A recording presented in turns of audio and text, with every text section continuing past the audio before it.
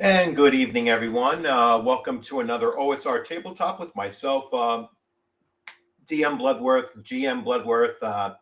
Depends on the game that I am either talking about or running, or even playing sometimes, although rarely playing.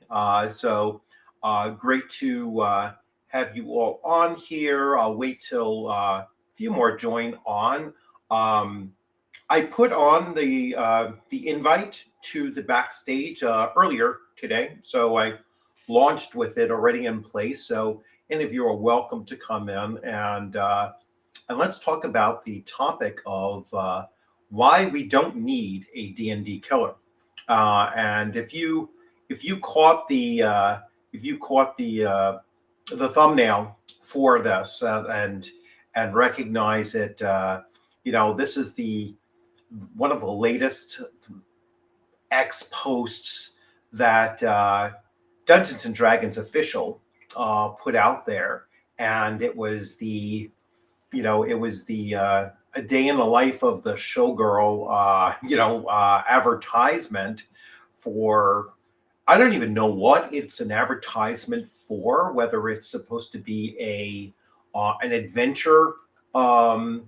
An adventure series, if it's supposed to be a one-shot, mini adventure. If it was, from what I understand, the art itself was extracted from the Radiant Citadel, which was not a very well-received adventure book that that Wizards of the Coast had produced. I want to say around like 2023, possibly early 2024. But again, it was not very successful. The writing was highly questionable. At least 3 of the adventure writers of the 12, I believe, was the overall. 3 had never played Dungeons and Dragons before, and 2 had never even heard of it before they were approached and said, "Hey, would you like to write an adventure for Dungeons and Dragons?" And all that seemed to be the requirement was that they could put together some kind of a culturally diverse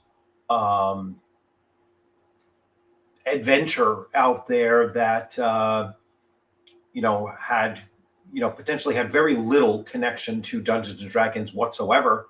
And that's all that it required was, we just want something from, written from someplace else in the world, and not necessarily had to be related to Dungeons and Dragons. And then we'll tweak out, the rest of it. And there's notably one adventure where you're gathering the recipe items for a soup, and that is the adventure. It's like, talk about high impact adventuring. There is that we're going to go to a local market and pick up some onions and other vegetables to make a soup.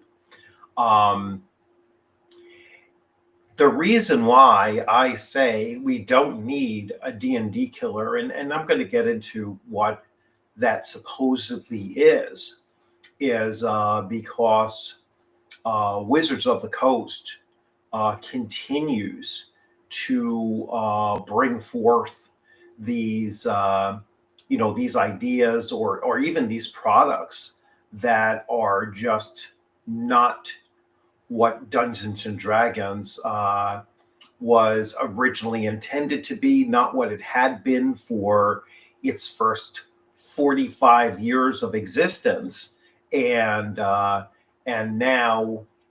we're starting to see that Wizards of the Coast is producing things, whether by AI or just by inexperienced writers, is producing things that are not what Dungeons and Dragons as a product was ever meant to be. And so the reason why I reject the idea of D&D killers is because there is this, there is a, hey, RPG grandma, how's it going? There is this, there's this argument that every game that has every tabletop role-playing game that has ever been produced, whether it's going all the way back to 1974, because there were some contemporaries released in the same year or immediately following Dungeons and Dragons, that every single RPG ever produced was a challenger for Dungeons and Dragons. And that's simply not the case. And, that certainly wasn't our perspective as gamers back in the late 70s and early 80s in particular, when, it was extremely uncommon, almost rare, for any group of players to be monolithic in the game of their choice. Now they might all had a preferred game of choice, but they were never monolithic, or at least not in any of my experiences of just observing what was going on, around in gaming. And even TSR itself was producing multiple different genres and even different game systems within their own catalog of games at the time. So, are you going to say that Star Frontiers was a challenger to Dungeons and Dragons? No, it just wasn't the mentality of the game companies back then. And I don't think it's ever been a mentality that every single game that is produced is meant to be the D&D killer. But I'll let some of you chime in there. I'm going to hit the rest that are saying, hey, how's it going? So let's see. Agile Monk, hey, how's it going? And it says, it was good to see you on Tenkar last night for the health discussions. Yeah, I'll definitely check that out as well. And I know Eric is going to go on, probably within the hour, like by 8 o'clock or something like that. So I try not, it's impossible not to do live streams and cross over with others as well. Especially channels that go on all the time, like almost every single day, at prime time. So I pretty much will be sticking to this 7 p.m. Eastern time Sunday evening slot. And if you can make it here, great. If you have to move on to someone else's channel, I understand. And I do welcome, people to, bounce around and check out some of those other channels. Again, we're not in competition with each other, just because, I'm not going to be the Tenkar's Tavern killer, and don't intend to be, and I'm sure he would say the same for mine or anybody else's.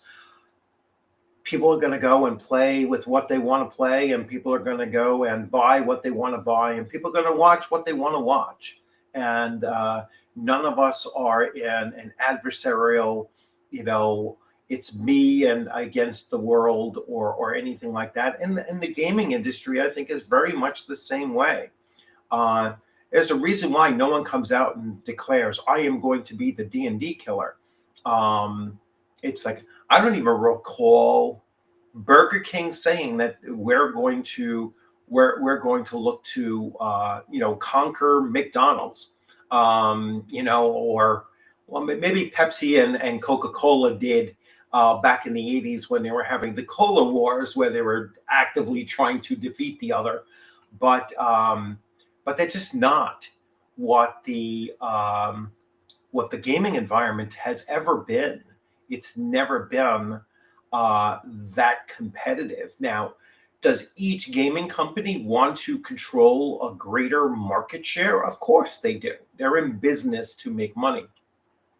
They know that the pie is not infinitely large, that eventually people are going to put their money where their highest interest is in, and that might exclude others from getting any of their dollars. But the point is that people are still looking for a variety of places to go to, and there's no such thing as a killer of a game system unless it is internal. And then that's my main argument, is that no one can kill Dungeons and Dragons except for the current holder or holders of its IP. They're the only ones that can destroy the game. And some, including myself at times, will argue that they're doing a darn good job, without needing anybody else's help to do so. Let me get to some more of these comments here. RPG Grandma, it's going, painting proper PC. Wow, not a crazy odd character or Black American woman, just saying, a tad bit racist and trolling image Watsy posted. Yeah, it's like it's a crazy image that kind of shows that wild, crazy-eyed looking character that is a meme. They're like feeding the meme of these crazy-eyed social warriors that are that we see there, the cultural Marxist warriors that we're seeing across the hobby, and really being driven by Wizards of the Coast and Hasbro and just the media that surrounds them. So anyway, let's see who else we have here. Will Martinez. Hey, how's it going, Will? Wish people can stop making videos talking about the next D&D Killer. Just play the game that you and your group like to play, because any game system is a killer to the group playing it. Or to the group not playing it. Exactly. It's like I don't really look at a game and say to myself, hey, this is the reason why I'm going to stop playing another game system. Like, this is the reason why I'm not going to play 5e. I stopped playing 5e because 5e was never to my taste. Number one, I didn't like it even before Tasha's was released.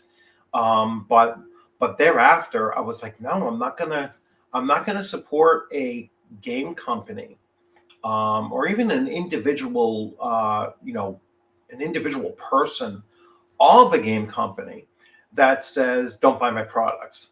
It's like, no, I'm not going to fight you over that. If you're telling me don't buy my products, I'm not going to buy your products. I will certainly challenge, accept it. Not going to bother. And it makes it even easier when it's a product that is not aligned to my taste. It's not a game style or a game type that I, wish to run or wish to even play in. When I go to conventions, I'm looking for game systems I haven't played in before. When I'm running games at conventions, I'm running game systems that I really would like to promote, and I've never been compelled to, or even excited to say, oh, there's a 5e game. I can't wait to sign up for that one. It's just not something that I'm looking to do.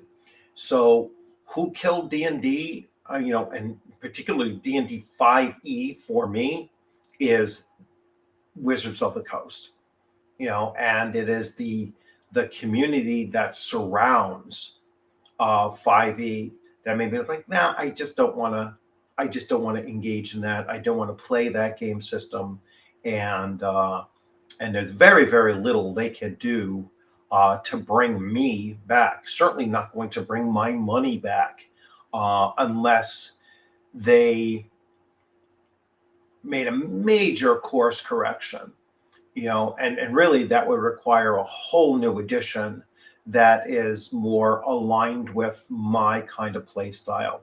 And I don't think that they're capable of doing that and be willing to do that. So, it's fine. I'm going to continue playing other game systems, or I'm going to continue playing, Dungeons and Dragons that are back during a time, an era that I enjoyed running it and playing it. And, and that cutoff is pretty much, for me, probably second or third edition, nothing beyond those two. I mean, I'm as much a dabbler as anybody. Could I see myself playing 3.5? As a player, yes, I would take the opportunity to see how the system plays out. But that's not something that I'm signing up for at every convention that I go to. Just get that one-time experience of it. Sure, I would certainly do that. But 4E, I doubt that I would. There's just so much about it that I have heard that is just not my play style, and so I doubt I would. But I know I wouldn't do 5E. Played it several times, half a dozen times, and never really enjoyed it. Wish people would stop making videos talking about, oh, I did that already, sorry. There is enough room for all RPGs, no need to kill any of them. Exactly. RPG popularity ebbs and flows. Even D&D will become popular again, but other games get the spotlight for a while. Exactly, Raven. It's, other game systems are going to come out, and there's going to be a buzz around them, right? And sometimes that buzz will last for a while. Other times it'll be very short-lived, and some of the examples of games that came out of the OGL, in January of 2023, so we had, initially it was called Project Black Flag, and I'm going to give my own experience with it. All right, so Project Black Flag was maybe the first to come out, and in an announcement, and said, hey, this is from Cobalt Press, and we're going to create our own game system. They were so upset by the OGL fiasco that they were like, nope, we're just going to create our own game system. And that idea lasted for about 3 days. No exaggeration. I mean, it was very, very short-lived. And then when they broke away from, well, we're not going to call it Project Black Flag. We're going to call it, Tales of the Valiant, which is what it ultimately became. And then they initially started releasing some of the beta, some of the basic ideas for it. And as I was reading through those, I was like, all right, chapter, the first paragraph, all right, cool, sounds like, all right, they're looking to, make a break and blah, blah, blah, blah, blah. And then I got to like the third paragraph, and it kept on referring to, so refer back to D&D 5e and, the player's handbook, and utilize this portion of it or whatever it was saying. But everything through that first beta document kept on referring back to the player's handbook, the 2014 player's handbook, of 5e. And then I was like, well, is this really you're making a break, you're making your own system, or are you just going to create a retro clone? And then they came out and they said, well, we're going to call it Project Black Flag. It is a homebrew of 5e, and they didn't use that term, but that's exactly what it was. And they said the reason why is that they didn't want to alienate all of their previous products that were written for 5e. And so they said, we don't want to have people stop buying those, but we want them to be able to use those. And so they were just kind of selling out on the whole idea of creating something new. And instead, in my opinion, they took the lazy and the weak-minded way out of it. So no courage involved with it whatsoever. It wasn't defiant like Black Flag was meant to, represent a defiance to, to the big corporation. It was capitulation. It was a fold, and so that's why it died then. And then with its release, I don't think it ever took off, because basically you're trying to sell a 5e clone, and people were tired of playing 5e.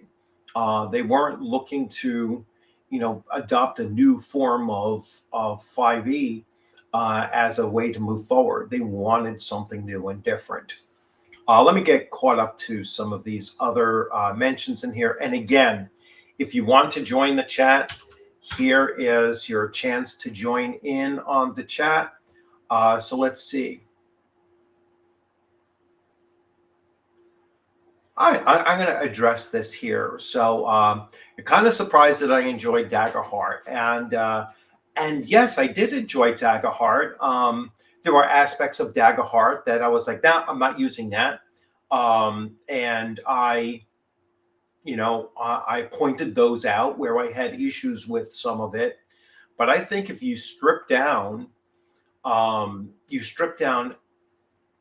Daggerheart to just its game mechanics, and you try to run it in an old school way, such as what I experienced during my first play and everything, it's a usable system. I still have to go deeper into it and utilize more of the game mechanics itself, because we were playing 0-level characters in there, so they didn't have the fully fleshed out mechanics of Daggerheart. But yeah, if you boil any game system down to its basic mechanics, and then you flavor it with your own likes and tastes and everything like that, your own style of gameplay, almost all of them are going to be perfectly usable and enjoyable. It just depends on how flexible the system is in order to accommodate that, in order to be tweaked in that way, to meet your own tastes for a game system. So let's see, what else do we have? Other than finishing up my enemy within campaign in oh my gosh, I know what it is, Warhammer Fantasy, I plan to run Mystera using Axe 2, and maybe some Dragonlance campaign using Shadow Dark. I only made it to DL4 using 5e. All right, cool. Yeah, and that's a good variety of different game systems that all have different strengths and weaknesses and such. So yeah, and a good mix of settings and that kind of thing as well. I think after looking at 4e, it didn't get a fair shake. Yeah, and that's something I've heard a lot about. Like, I mean, I certainly don't mind MMOs, all right, and there is certainly a place to take some of the some of the core mechanics of an MMO and try to translate it over into a tabletop role-playing game. And if you enjoy that kind of thing, that's awesome. I know there's a lot of people out there, that say, hey, I really do like 4E. I mean, Chris Perkins, I don't believe ever stopped running 4E in his home game. I mean, that's his first introduction to Dungeons and Dragons, from what I know, and absolutely loves it. And hey, that's great. I would never tell somebody to stop running something that works really well at their table. That doesn't make sense to do that. They're not going to listen to me to do that, and that's why no game system can be the killer of another game system. It just doesn't work that way. They can only be destroyed by their own, and that's the argument that I'm ultimately trying to make here, is that I think when people say, "Oh, this is a failed D&D killer," well, that's someone who's trying to protect 5e, in particular. Protect it from, just conceptually, from the fact that it's not selling as well as it could be, and I don't think anybody can argue that it is selling really well. Because if it was, they would put out their numbers, right? It's like, oh, we sold 10 million copies of this. They'd be out there saying, yeah, we sold 10 million copies of this.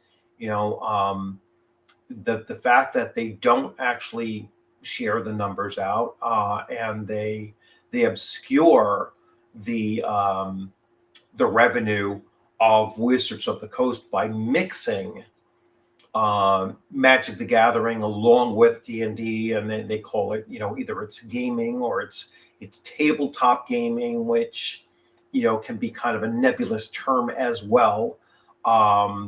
Because if you have a desktop computer, then what's being played online is tabletop, as well. So it's kind of they'll conflate digital, and that will include PDFs plus things like along the lines of Monopoly Go. If they created a D&D Go, that would be their top seller across the board. All right, that would crush the numbers of both Magic the Gathering and tabletop RPG, Dungeons and Dragons 5e or 5.5 or D&D 2024. It would absolutely crush the numbers. All right, because that's really what is what they care about. They care about just bulk sales, and that's the kind of thing that they would get the most bang for. They would shelve everything else. All right, if they can get the sense that, hey, with D&D Go, we're we would crush those numbers. There's no reason to put any more money into it anymore. And I don't think that they're looking to. I think that they're looking to do much of it as AI anyway. So let's see what else we have here.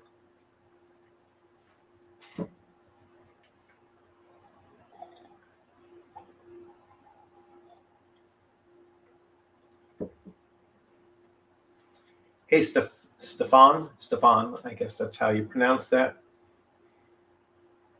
And let's see. I borrowed a few ideas from 4E for the 5e game I was DMing. Yeah, and again, it's very very possible to do that, and a good idea to do that too, because every game system has its strong points that you want to bring to the other games that you're doing. So let's see what else we have here.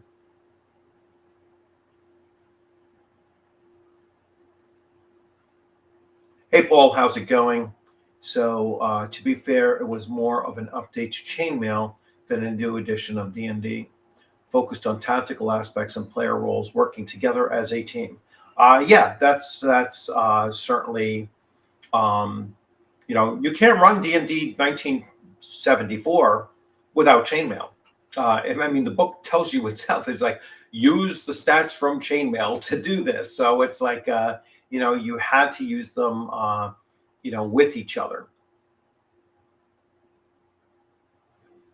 This is a great system, Hyperborea, third edition. I've played it. I played it with Jeffrey Talanian. Unfortunately, I couldn't get into his game this upcoming ShireCon, but I certainly will touch bases with him and have a talk with him and see how things are going. But yeah, that's an awesome system. Absolutely love it.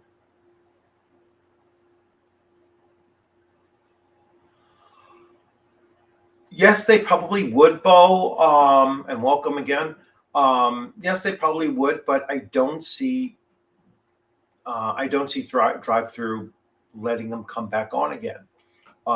They were removed back in the day during height of cancel culture. Oh, excuse me, a height of cancel culture on drive through RPG. But I believe Venture Satanis is back on drive through. Yeah, so Venture Satanis is back on. Maybe they have a chance to get back on again. I don't know if they want to. Plus the Red Room, they're a small publisher, and the one exemption I would give small publishers is if they are using some AI art. Now, I know there's others that make the claim, and I give them a lot of credit for doing so. It says, we refuse to use any kind of AI anything. And I give them a lot of credit for it.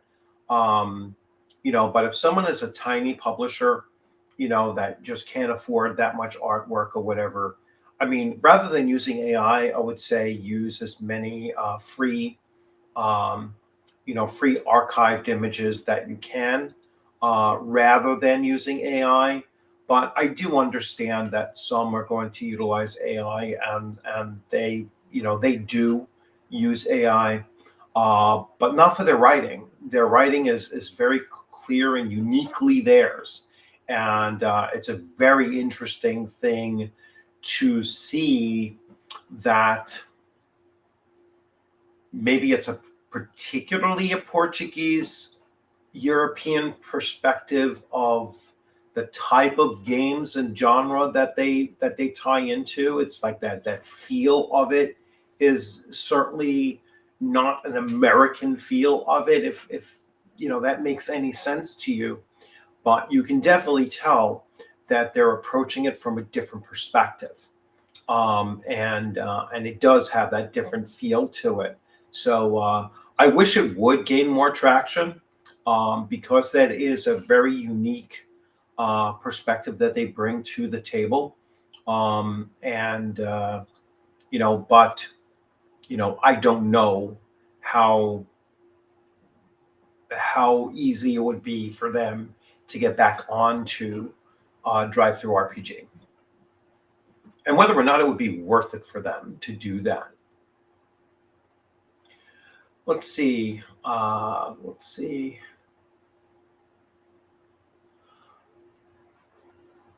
So what would you suggest a newer player for TTRPG?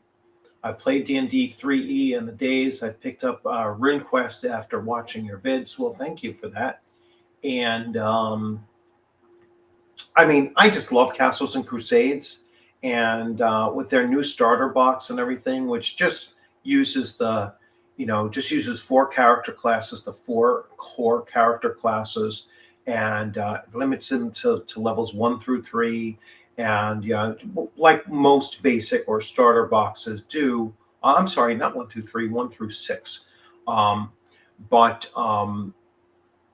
it's really designed to introduce players to the system and everything. And I am testing out their adventure module that comes along with that at conventions to see how well it actually functions as a great introductory tool kit for people new to tabletop RPGs or new to specifically Castles and Crusades. Other ones I would suggest. I mean, the D&D Red Box, 1983 is the basic set is by far the best that has ever been created. All right, and I will stand by that. All right, that is the best introductory tabletop role-playing game, uh, specifically written for the new to the hobby individual. Frank Metzner's D&D Basic is the best. So people say, "Oh, you're wrong. This one's better." That is the best in my opinion. I hate saying in my opinion. That's the best. I'll stand by that. I have games and resources going all the way back to the 70s. Now I can be picky on what I add. Yes, how many clones do I need? I went through exactly the same thing, RPG Grandma, when the first Kickstarter of OSC was in there. And I said exactly the same thing. I was like, why do I need this when I have, all of what you see behind me, and ultimately at the time, and plus it was like September, so it's when my school taxes are due and all kinds of other things are due, September, early October, when that Kickstarter was running. And I was like, no, I just don't have the $120 to spend on something that I would probably never get around to running, and now it's been several years since then. And I do have the PDFs of the advanced OSC, and I've only played it once since I purchased those. And looking back again at my collection and everything, it's like I say to myself, all right, what is on my shelf that I absolutely want to run at some point? And I'll eventually get around to doing them if I keep on mixing in like 3 or 4 game systems every single year and putting it into that rotation. But that's my new metric now is like, what's the chances of me running this is the question that I ask myself when I'm looking at new tabletop role-playing games. Not unless, of course, I see something that is uniquely different from what I've already played or run, and I want to learn about the system, like I did with Daggerheart. Now I've actually played in Daggerheart to a certain extent. I'd like to play. That's a game I would like to play at a convention.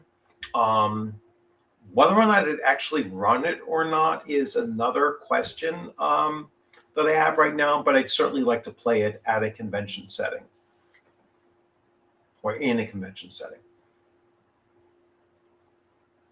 Hey, Steve, how's it going?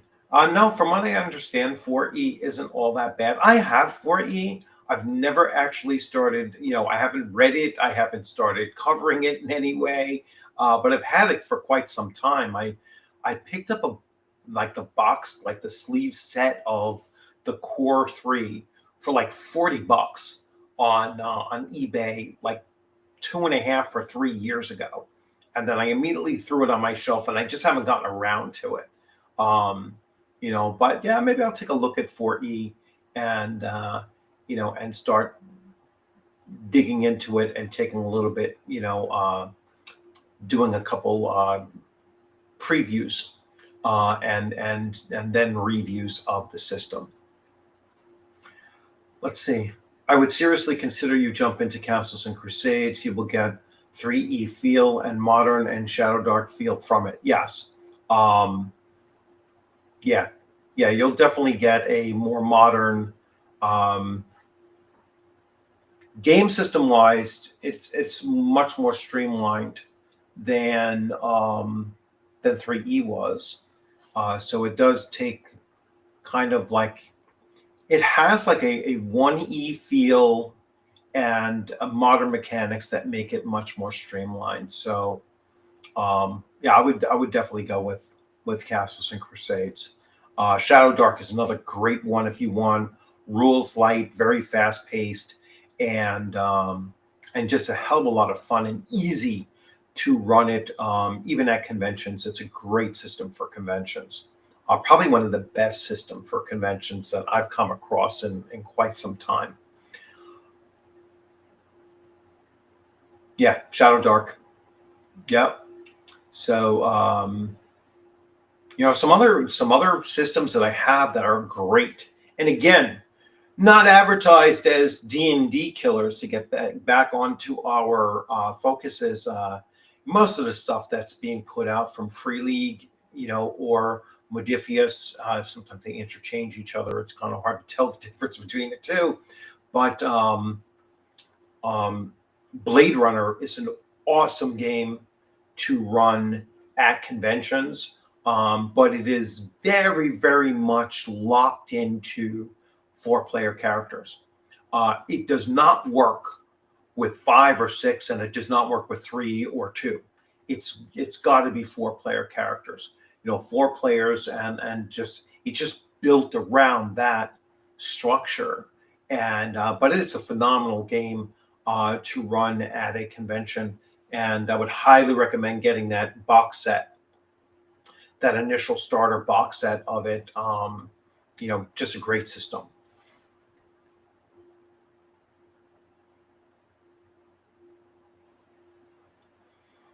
Yep, the new starter set, and I'll continue talking about the new starter set as well over the next couple of weeks.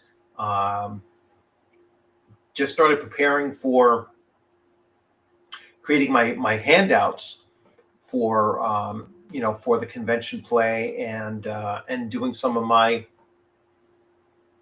convention table rule set that I use for conventions only.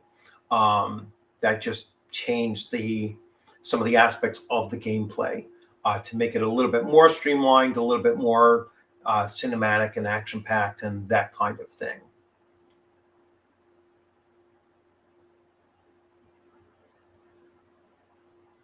Yes, yeah, many people gravitate to their first, and some people will say, "Oh, that's only simply because of nostalgia."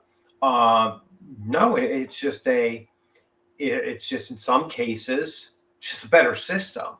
You know, uh, just because you're going back to a system that is 30 or 40 years old isn't solely because, oh, that's the one you started with or whatever. You honestly believe that it's the better system. And there's nothing wrong with having that belief. And it's not, you know, you shouldn't draw the conclusion or make the assumption that a later edition is better than the previous. That's not always the case. I mean, it doesn't work in movies either. So it's not, um, it does not apply to tabletop role playing games.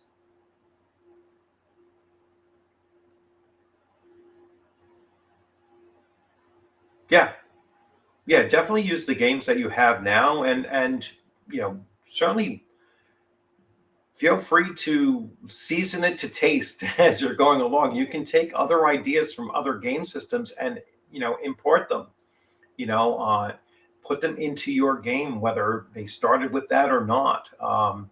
It's all about what experience you're looking to play at your table, and that's why no game system is the killer of another game system.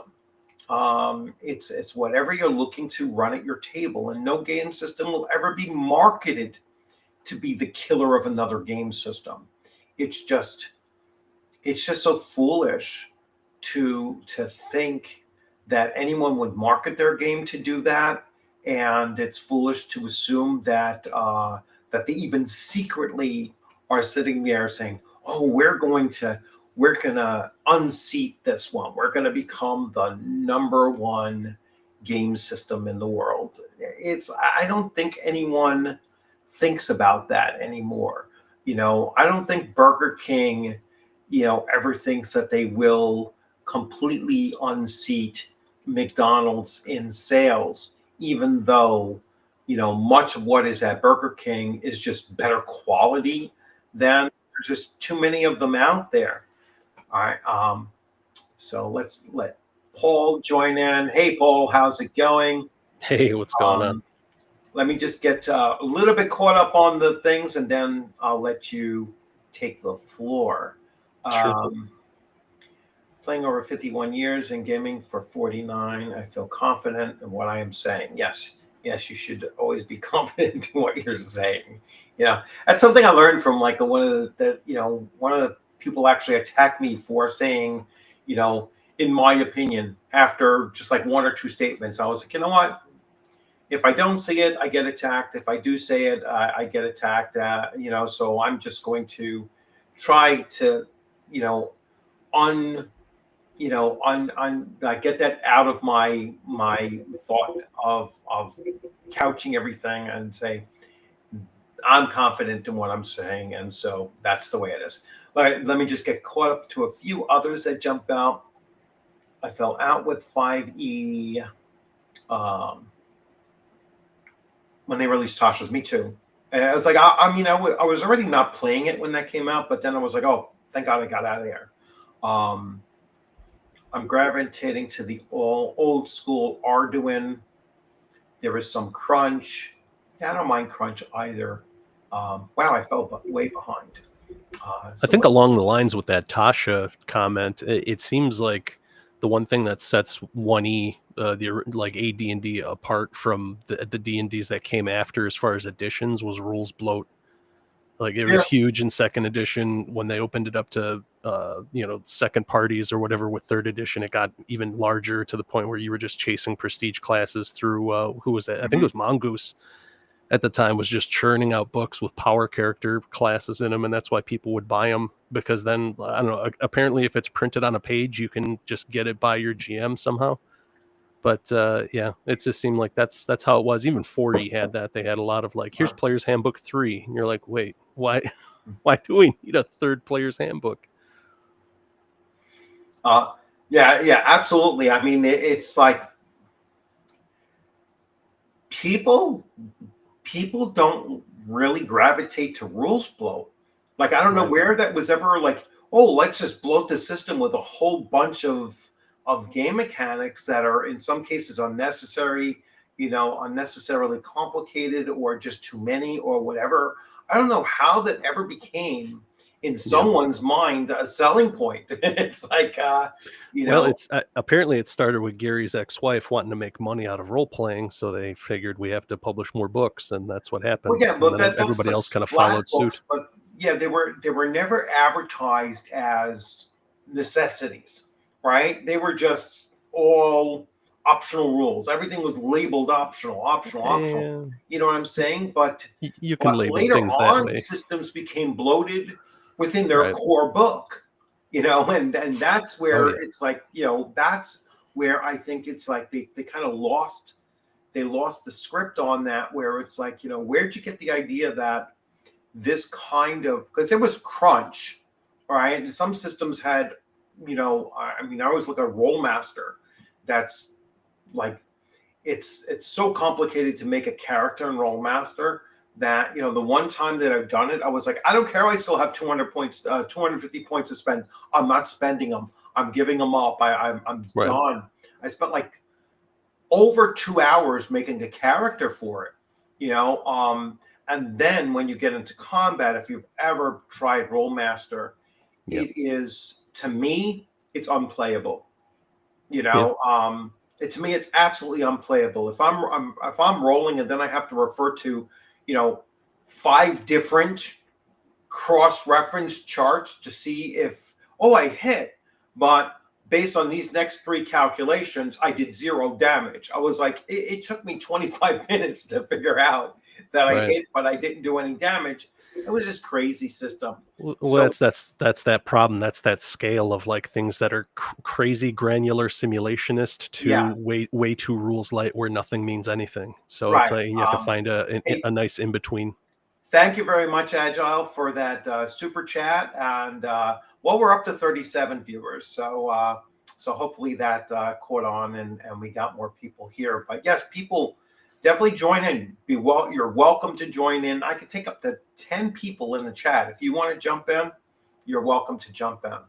Make it a party. So I have OSE, and we used with OD&D Basic to introduce new players to old school D&D, and they quickly transitioned to AD&D 1E and some 2E. Again, game was a hybrid, and it wasn't a DM, that DM. All right. Yeah, I mean, you can rules light first edition AD&D. I mean, we didn't start out, we played the Holmes edition very, very briefly. So this is like 78, and that's when the Monster Manual came out for AD&D First Edition, and then we started playing. We're playing the Holmes edition with the Monster Manual at that point, and then shortly thereafter, the Player's Handbook came out. So, like, I was always under the belief that we played Holmes edition for longer than we actually did, but it was actually a fairly quick transition to AD&D First Edition.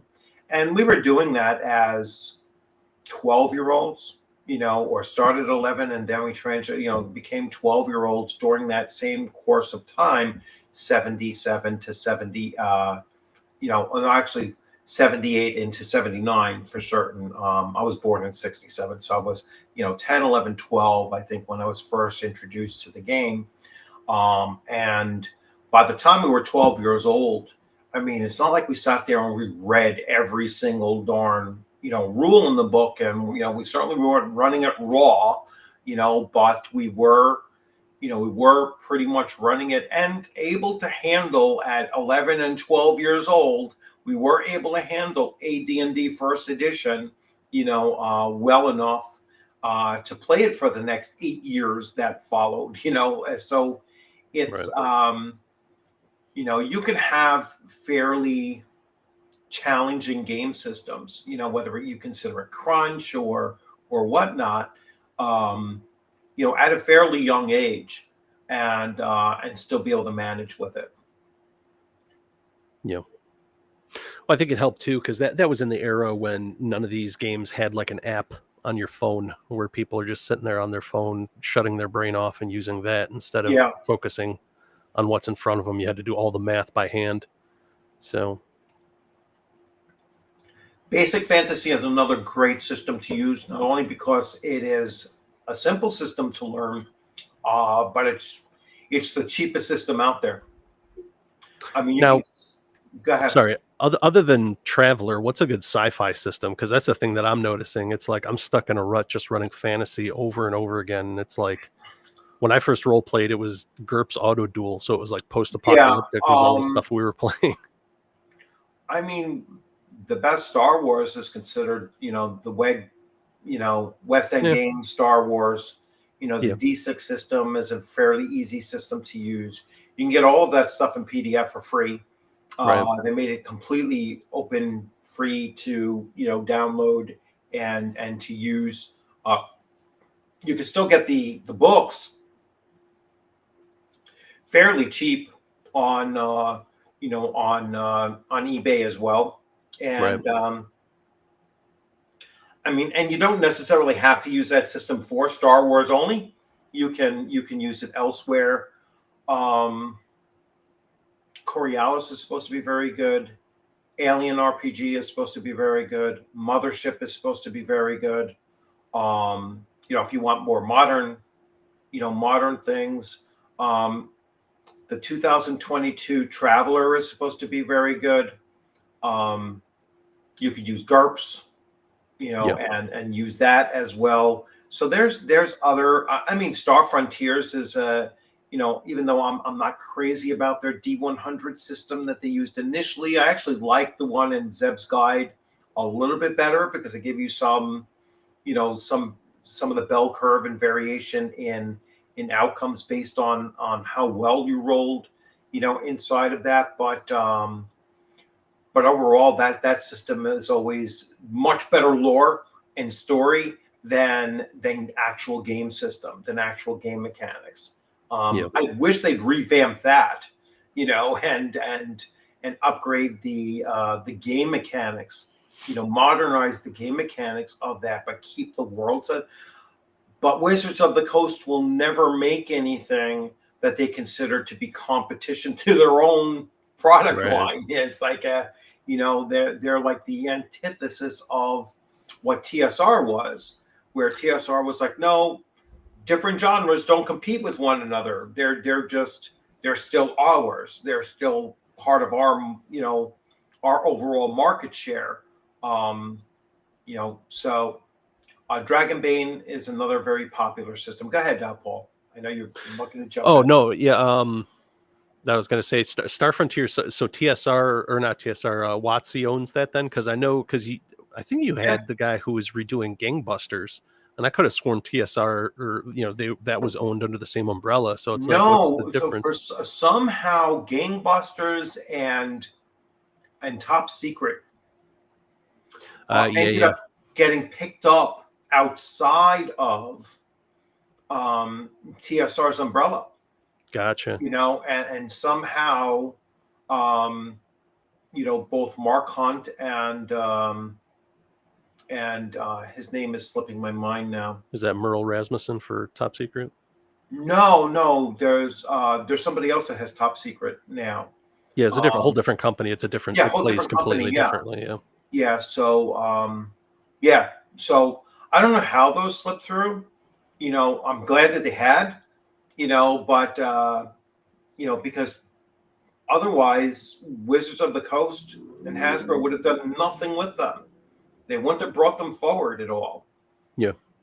You figure they should, considering I think the Star Wars RPG's in the toilet now, that Fantasy Flight's a shell of what it was. So, and Star Trek's kind of the 2D20 system that Modiphius has is kind of. Well, I don't know if they have made any improvements to the initial one. From what I understand, the second edition of it is much better than the first edition. I don't know if they improved it or whatnot, but I was gifted the first edition from Shadow and Sun.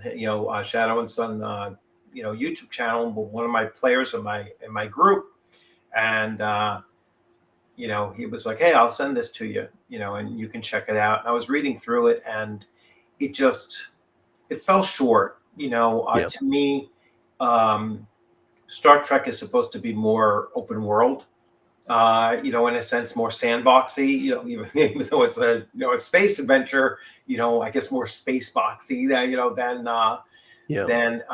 what it was. It was too focused on, you start out as a Federation officer and not an expansive universe that you could have been in. And that's why, it took them forever to release the Klingon, the Klingon book. So you couldn't even play a Klingon in the first edition, of it, which was like, all right, that's, kind of stupid. It's like they should have released it, in 3 separate books all at one time and just gone like, so Federation, Klingon, and Romulan, let's say, and then a 4th supplement of all others that you can kind of lump in there.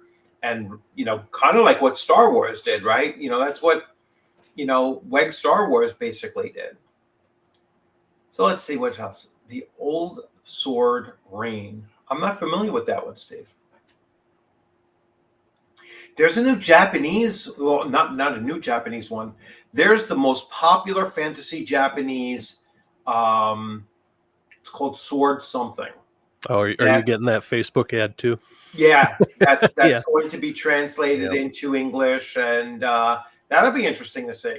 That's something that I will definitely back, just to again see something that is, I'm assuming it's going to be something completely different now, for something completely different, like the Monty Python. Japanese games have a very different, just entirely different mechanic base if you play them. Because I think it was at GaryCon 2 or 3 years ago, a guy ran the Goblin Slayer RPG, and it was like, okay, this plays wildly differently. Like that would be cool. There were classes, but it's a little bit. They have more of the Final Fantasy aspect in mind when they design things. So it's like you have those different kind of schools where it's like Black Knight, Red Wizard, and all that stuff. And it's like, oh, okay, you take that if you want fire spells, you do this if you want that, and then you can take so many levels of it and keep going down it or spread out if you want to kind of branch out. So like they have a class-ish system, but it's Mhm. more like you build your own class by stacking these together, and that's how the numbers kind of mesh. And it was like, oh, okay, this is actually a pretty cool game. I've never seen the anime or the manga or any of that Right. stuff, but playing through the mechanics, yeah, it felt very different. It worked Yeah. though. Yeah. And that's the kind of thing that would make me buy something. Is Yep. if it is different enough, it's like, oh, because I'm a student at heart. You know what I'm saying? Yep. Teacher by profession, student at heart, and you're showing me something I haven't seen before. I'm going to have that natural curiosity, and if it's somewhat reasonably priced, I'm buying it. You know what I'm saying? It's like Yep. um, I'll be like, all right, that's something I could definitely go with. Well, that was the thing. Yeah, the Goblin Slayer game was like, it was about the size of a manga, so it's like Yeah, yeah, roughly like this. That's the entire RPG, and it's $30 soft cover, and it was yeah. like 500 pages all in there, and then you're all done. So it was like there was no expansion books. Everything you needed was in one book for $30. So it's like that's not bad. Yeah. Welcome to the game sister killer of the TTRPG. Yes, it's like yes, you can play them all. I know that for a fact that you cannot play them all, but you can pull from them all and Yeah. put it into your game in some way. But yeah, you cannot play them all. Well, that's what Um, I think is good about you mentioning conventions. That's a great way to try out games. Like oh yeah, I finally signed up yesterday for my games for Gamehole Con, and I'm getting into Lands of Eam and His Majesty the Worm, both which I have. And I'm like, man, I wish I get to play these someday. And it's like, okay, cool. I'll play them at the con yeah, they and see if are they're great. Yeah. worth even trying. So Yeah, it's a lot of fun to walk around a convention, and this is something I've been saying, very, very frequently. You know, you walk around a convention and you're just looking at what's going on at the tables and everything. You know, I will never forget. I'm running one of my games. I think it was my Gangbusters game, and at the tables across from me, there were three tables set up. All right, all for one game, and it was Vampire the Masquerade that they were running. All okay, right, and the the one table was for the one faction. yeah, The middle tables was for when they come together, and the other table was for the other faction. And it was probably about like 20 players. yeah, And they would come to the center. They would do some things, and they would go off, and they're either planning or doing some things. They're rolling dice on both sides, and they're doing other things like configuring it. And the GM, I think there was just one GM that was just bouncing back and forth, or maybe there were two separate GMs. I'm not even sure. But I'm sitting there and they're going back and forth, back and forth, and back and forth. And it was just such a spectacle that I was like, I stopped running. I was like, what are they doing over there? Like, what are they right. actually doing? And they're like, oh, they're playing Magic the Gathering. Not Magic the Gathering. They're playing Vampire the Masquerade. And I was like, I had no idea it was that Yeah, that involved in everything, but it was just so incredible to see it in action. Somewhat intimidating too, like as somebody who has never played it before and has no experience with it. Would I want to try that at a convention? Maybe I would try it. yeah.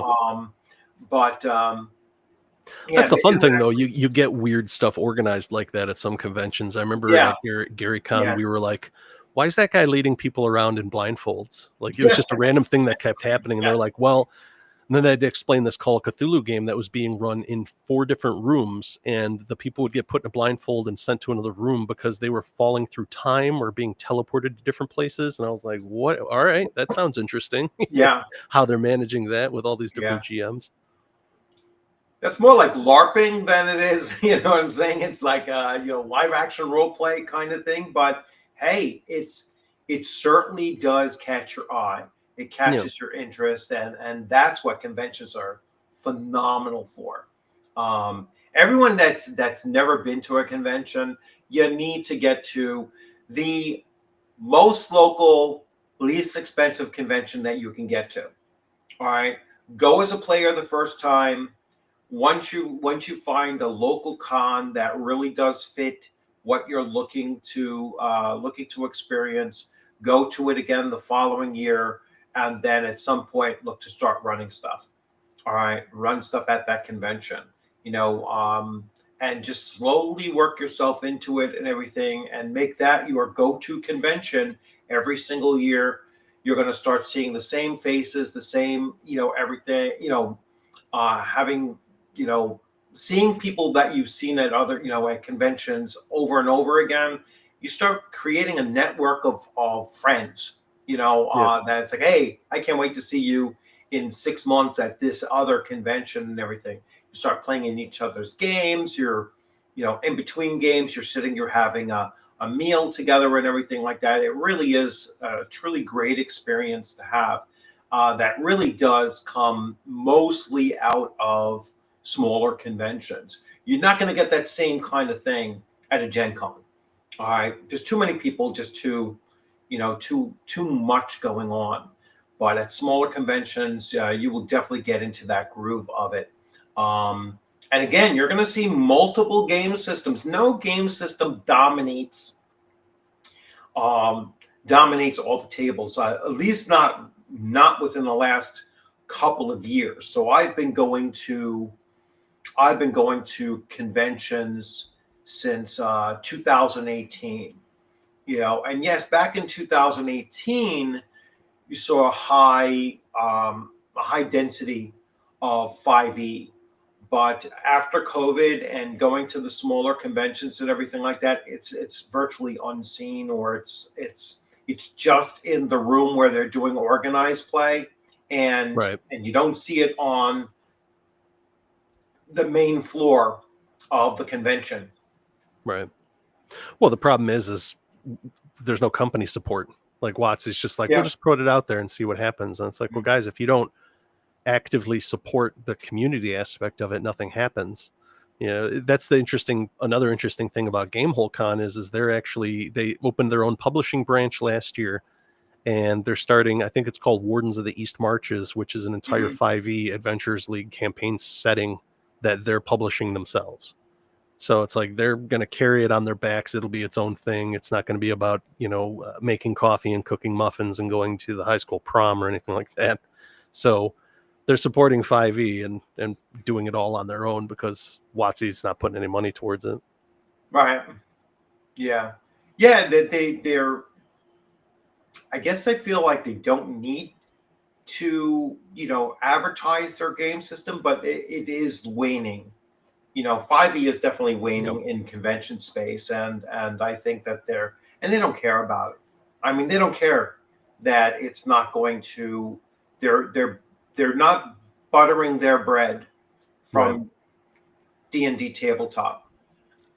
Well, you see it a lot too. Like I mentioned FFG, and that's a real tragedy. I've followed them as a board game company for over a quarter century now, and as soon as you get picked up by like one of these holding companies, the ones that just like look at money as money, that's it. Like, you are units of production to make us profit, and once you stop doing that, you're a husk that we leave dead. And that's kind of how I feel with Hasbro and WotC kind of grabbing things up. They're just squeezing until nothing's left. Especially now, you look at Magic. It's like, I haven't played Magic in over 20 years, and now it's like, all right, we'll make a Final Fantasy set, a Lord of the Rings set. They're just licensing it out and just printing it, and hoping people will purchase units to increase stock prices. They really don't look at the kind of creative, I guess, legacy building aspect of it. How is this, are we building something people actually want to play, or do we care? I think there's enough, I don't know, consumers in the market. They look at more as like we're consumers rather than players of a game. Let's see. Yeah, it's just a weird thing with them. It's hard to figure out what their angle is. Like it's like you could really, try to bring more and more people to your product, just by marketing it better. It's like, they have some of the worst marketing I've ever seen. You know, it's just like it's so counterintuitive. The problem, you get these people in these executive positions that have no idea. Like, I used to work at the retail branch of WotC a lifetime ago. This is back in like 2000. And at one point it was like the guy, I think he might have came over. This was like the guy who headed up the retail branch. Like, he picked up the C-level title for it. And he came from like JC Penney or something like that. And he's like, we need to stop selling all these games. There's not enough units being pushed. We need to sell puzzles. And it was like, all right. So all of a sudden I have to clear out my miniatures section, and now I have puzzles to sell to people. And it's like, slowly but surely it destroyed what the store was about, which was selling, miniatures games, card games, and role-playing games to players. And then it just became, what bulk product can we purchase to sell? Yeah. Austin, I'm seeing your chat, so I don't know. The live chat button isn't working for me for some reason. I'm seeing your chat, so everyone else can see his chat, right? So I'm not sure what what he's having an issue with. Yeah. I see he has some other ones too, like Lol tinkered with the cottagecore cozy type game. So I'm seeing your chats. So let's see.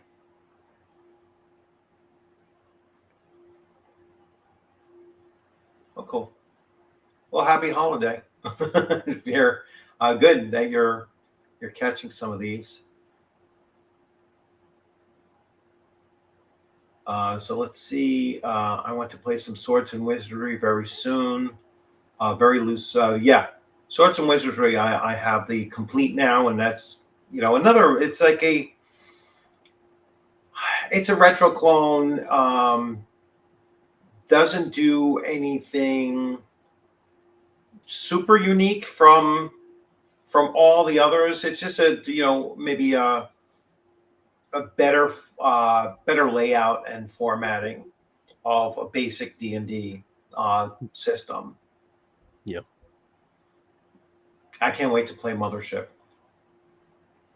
Mothership's cool. I need to play the first edition. I played the original release it came out with. They shipped me the box set that was part of the Kickstarter for the 1E version, because I think they went along with the notion of, if these characters really aren't going to live, to be honest, so you don't need a whole lot of advancement rules for character, because it's almost like Call of Cthulhu characters. Surviving is almost winning the game. Yeah.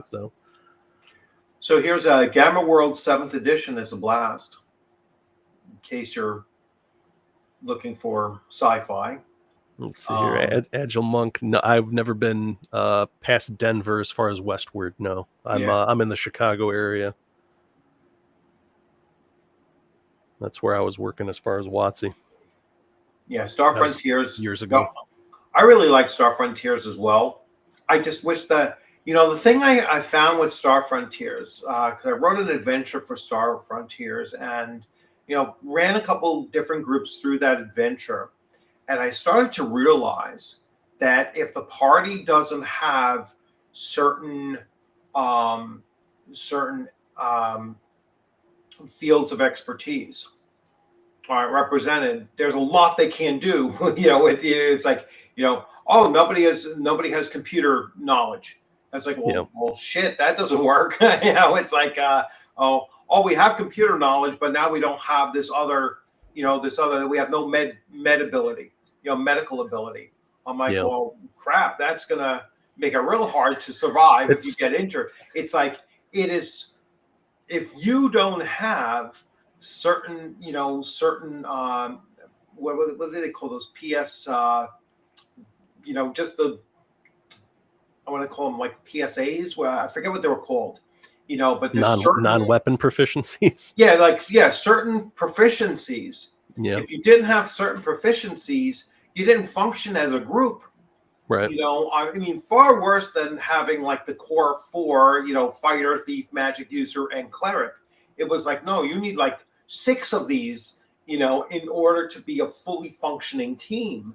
And it was like, and if one of them is taken out, there's no way for the other ones to really be proficient enough to get by losing that particular access point. And so that's always like yeah, this would have been so much better with just a skill based instead of a class based kind of thing. And they kind of tried to do that, but it was half-assedly done. You know, it should have been just a straight up, you know, this is a skills based system. And then if you're doing something out of your expertise, then it was just harder for you to do, not impossible for you to do. All right. Yeah, I think that's why I like when I play the FOSSA Star Trek. I get to play it at least once a year. In that you'll have people who are part of like the different branches or whatever on the ship, and people are like, well, D&D players that are around, because it's over at GaryCon, they always shy away from the medical character, but I'm like, yeah, give me that. It has like almost as many science skills as a science officer, so if something happens, we can kind of put our heads together and get around something, especially if there's somebody playing an engineer. So it's like there's a lot of skill crossover where you can get creative and figure out the problems, a lot like that's kind of how Star Trek works out, almost episodically. So yes, Frontier Space is a good swap out for Star Frontiers. So let's see.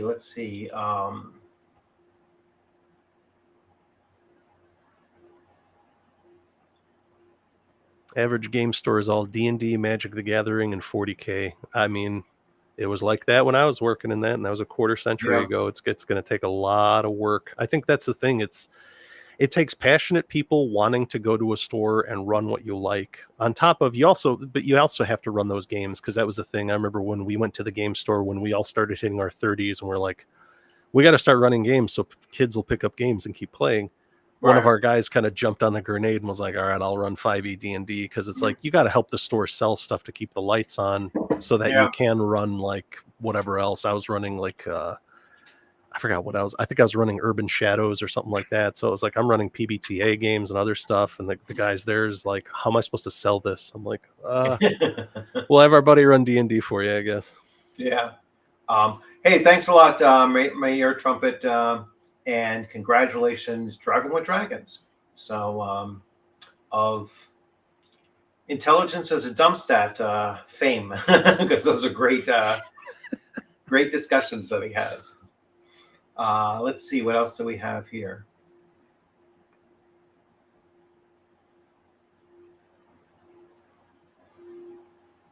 Yeah, Palladium, we have mentions of, you know, and Mutant Year Zero, Mutant Year Zero, CNC, Dragonbane, Dragon Slayer. So I'm going to just get caught up here. And remember, anybody can jump in.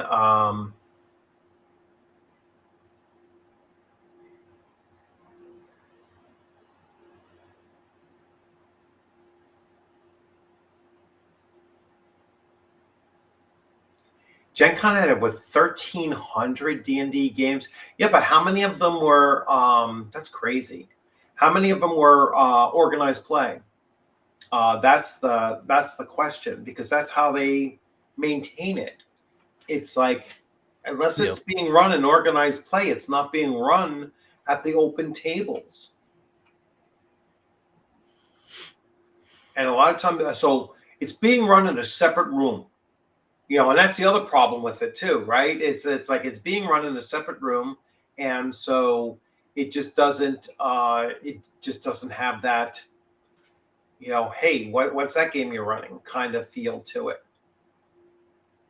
No, yeah, a lot of that, like either the Pathfinder or the D&D. When I was at Gen Con just a couple weeks ago, it was it was in one of the connected hotels, and it was an entire ballroom. Like they just, every table was just centralized in one ballroom for organized play. Usually you might have stuff elsewhere, but that's not something you're going to organically just find. It's buried somewhere. There's a question for you, Paul. Yeah. I answered. Yeah, no, not in Seattle. It was all Chicagoland area. Yeah. Let's see.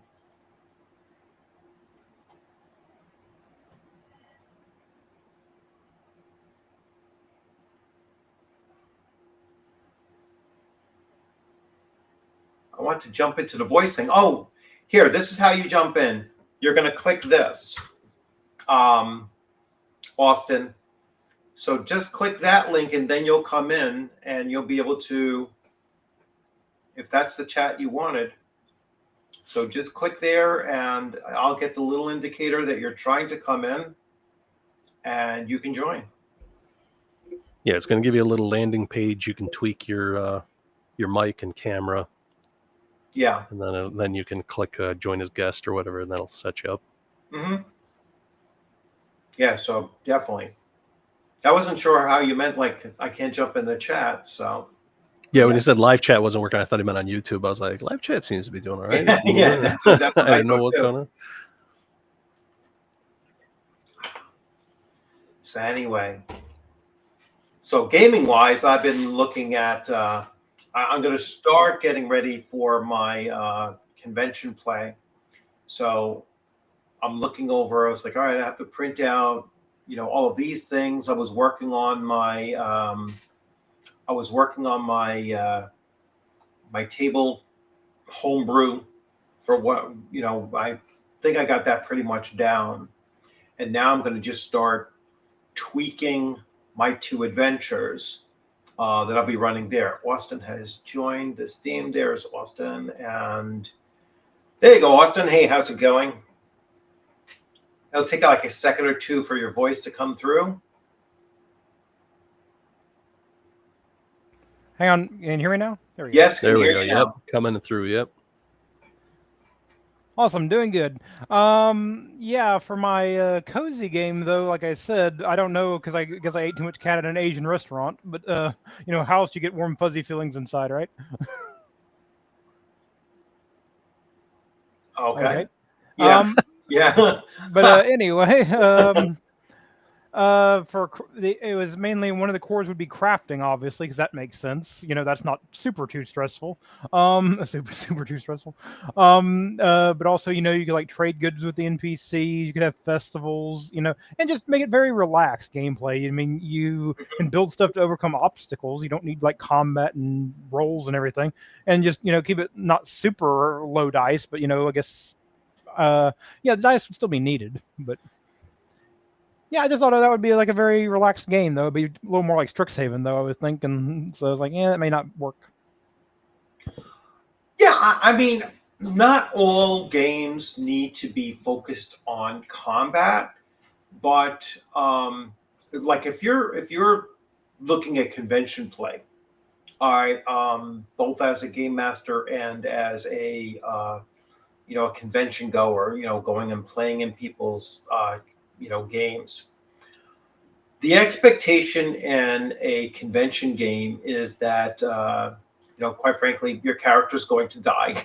It's just almost expected. It's like, oh, this is going to be, and that's because it's not because the game master is like, oh, I'm gonna do a TPK. Actually, they're probably looking not, but players are just far bolder with what they're doing. Not necessarily foolhardy, but what they wouldn't do in our home game, they will do there. They will try things in no balancing a convention game that they normally wouldn't try.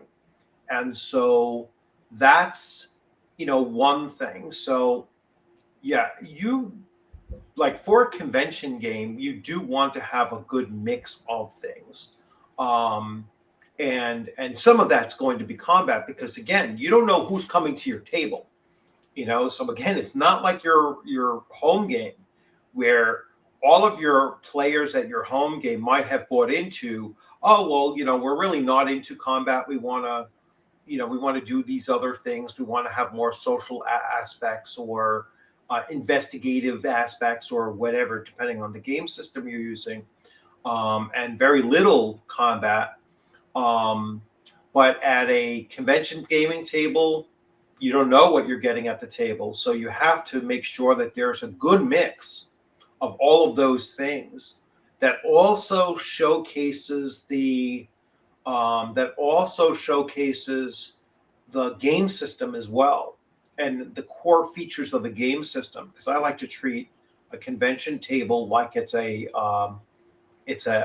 demo, it's a learning experience, for people to learn about a new game system that they might not have played before, so yeah. So yeah, if you're looking for a good mix, you'll find that at a convention table as well. But there most likely will be some combat, and no matter what you're doing, no matter what you're running, there's at least a potential for it. That's another system I made too. It's almost all combat. It's like with mechs and stuff. So I mean, you'd have like mission after mission after mission. So I mean, there'd be some lore, I guess, there, and not really much in the way of choices. Like, okay, yeah, do you go after the space pirates and battle them, or do you go after this other federation and battle them? You're not really much in the way of a choice here. Fight or fight. So, Honestly, I prefer games that focus like that. I think there's too many RPGs that are like, well, what are we going to do if somebody wants romance in it? It's like, I don't know, play a romance RPG. Like, Yeah. It's like not all players are going to like everything the Yeah. same. So your home group is very much going to focus like on one style of play. Like my Friday group, those are the guys that I know in real life. It's we do a lot of like strategic type games. So it's like we play Lancer, 4th edition D&D. We're doing what's Colville's Draw Steel. That seems like it's going to be a very tactical type of game. So it's like we enjoy playing those as kind of like a group of guys playing almost like team chess.